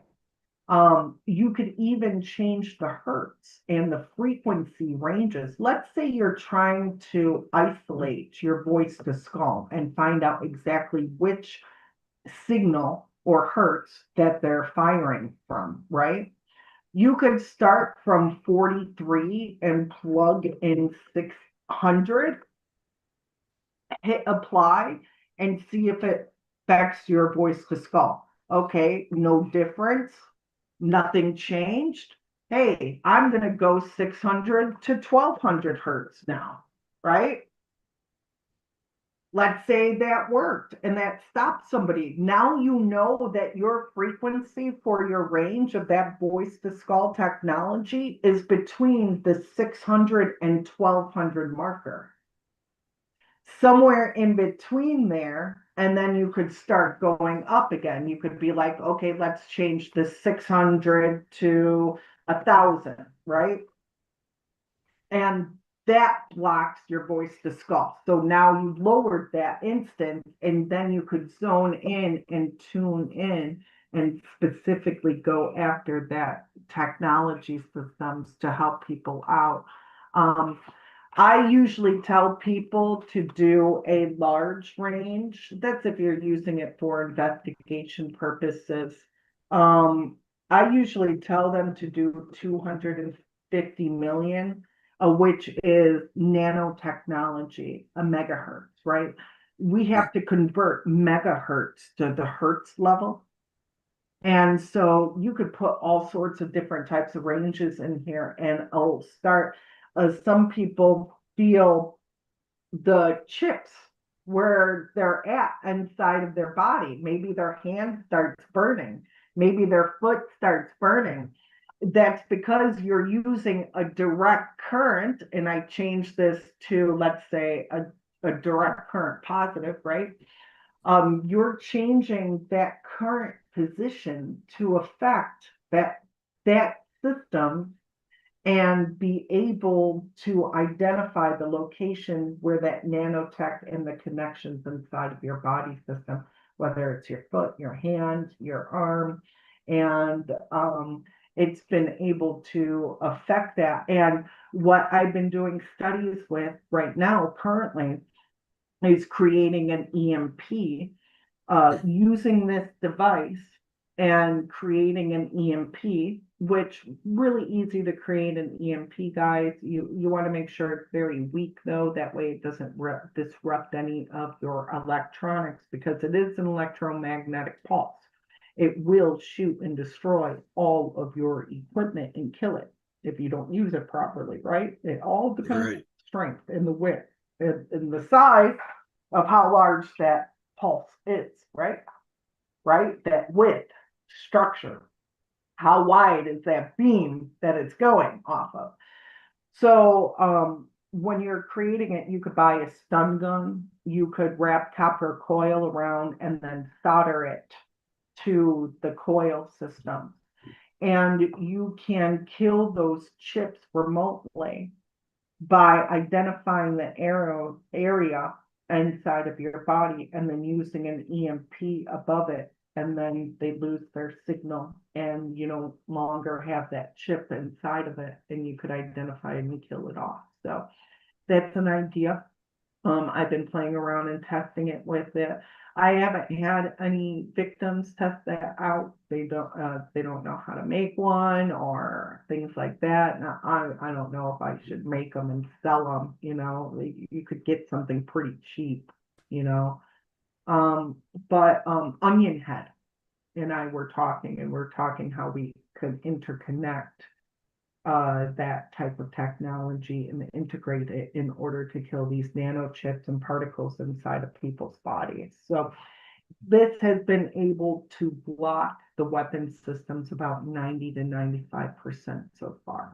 So if people need instructions, I could email them to you, David, and make sure that you get it out there, and you could share it with other people as well. And that way they could start blocking the weapon systems. We now have a way to block it. Some people says their voice to skull disappeared altogether. Like, remember, you do have to change the settings.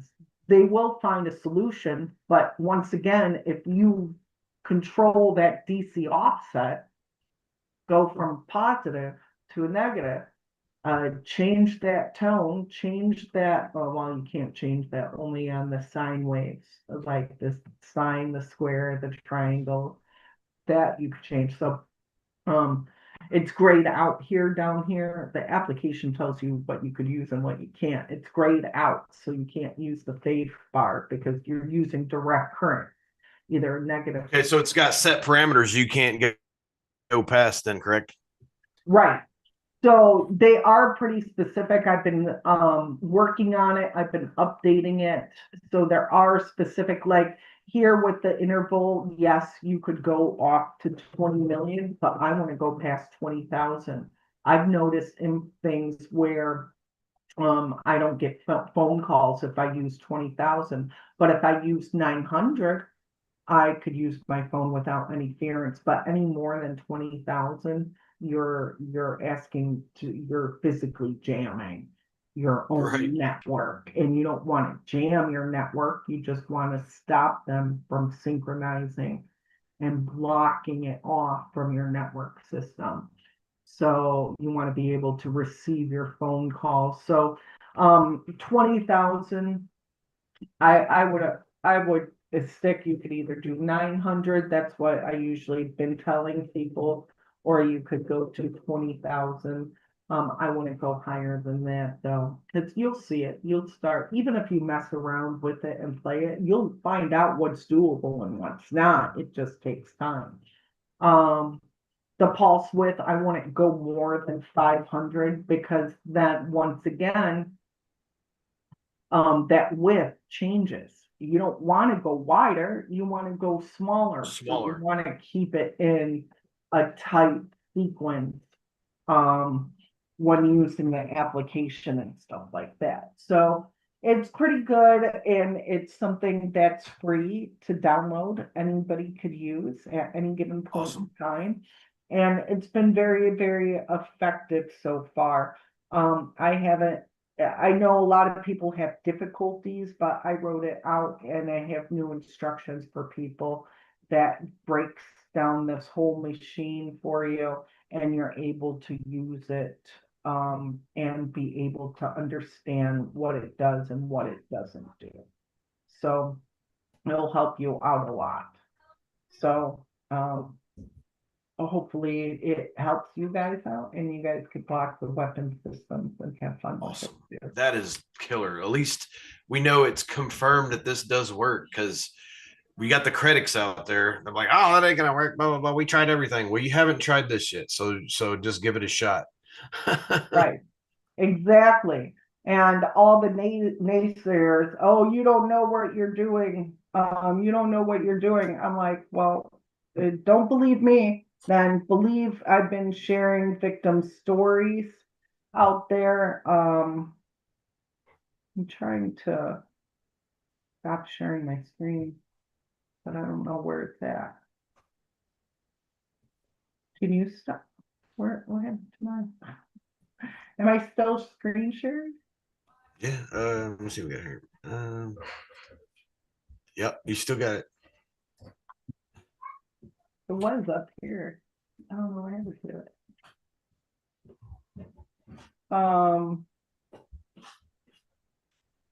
Can you kick me out? No, you're still on there. I don't know why it won't let you screen share.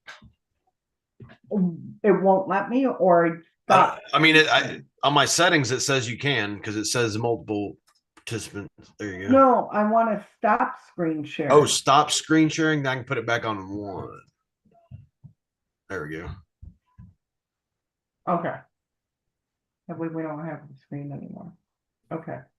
But yeah, it's a great way to play around. I use it all the time when I'm doing work, and I know that they usually like to spy on me when I do my thermal reports and stuff, my thermal tomography scans. They want to know how I'm identifying these weapons. Right. They're wanting to see how you're doing that. Right. They're stealing intellectual property at that point in time. And they also verify and double check to see if I'm accurate or not on it too. So there's some pluses, there's some minuses to it, but there's ways that we're coming after them and we're blocking them. So eventually we're going to be able to shut this down. I've been very, very good at jamming their frequencies, identifying and blocking it to that 100% level and stopping it altogether. It's only worked for about a day and a half, the longest for one person so far, jamming them, because either they walk outside, they go to, you're no longer in your network, and they could link up to the gas station or the automated. Right. And then wherever they link up at, it's on again. Right. So they could link up through a different way if you leave your home. But this application, if you install it on a computer, it's only usable on a computer or a laptop. You could take it with you. You could travel with the laptop and use it with you. It works with mobile hotspots. There are some complications with mobile hotspots because it gets disconnected right away. Right. And then you have to reconnect it. And if they boot you out again, you have to reconnect it. So you do have to pay attention to that if you're using a mobile hotspot. But it does have capabilities for travel too. Can you use a VPN while you're using this software? Yes, you can. That's a good question. I would say yes. You should always be using a VPN or some form of firewall installed inside of your network to block it. You could use this in addition to where it could block and stop it. I know it stops a lot of hackers from coming into the network system because they can't get that past that wall of pulses. Right. Because it's been narrowed down and they can't get in there no more. Right, exactly. And you changed it up. So, and that's the perfect thing that you're able to do. And it gets synced inside of your system. So it could go through all of your electrical currents. So even though you can't see it, doesn't mean it's not there. Right. Just like invisible waves, right? You're getting Mhm. that Wi-Fi signal from your router to your computer system. It's there, it's connecting, you just don't see it, right? Right. It's on the invisible spectrum.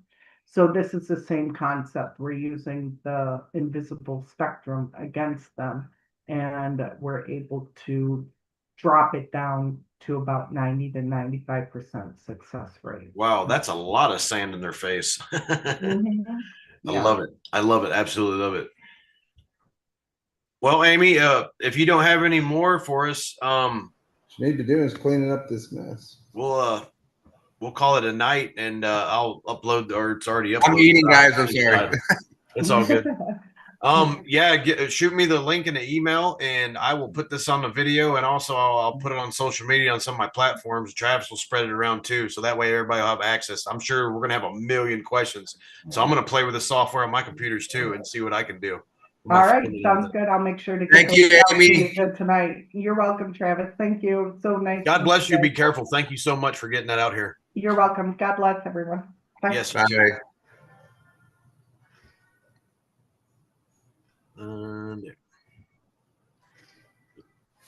Later, bro. What do you think about that, man? Pretty cool. That was gold. That was gold, like platinum. Bro, I'm glad you could do it, man. You too, dude. It's good seeing you. I'm gonna get off here, man. I gotta go upstairs. I gotta get ready for bed. When are you gonna edit it, or are you just gonna leave it the way it is? I'm gonna leave it the way it is. I just gotta put a That title. was so sick, bro. That was sick, bro. Hey, I love it. give me a call later.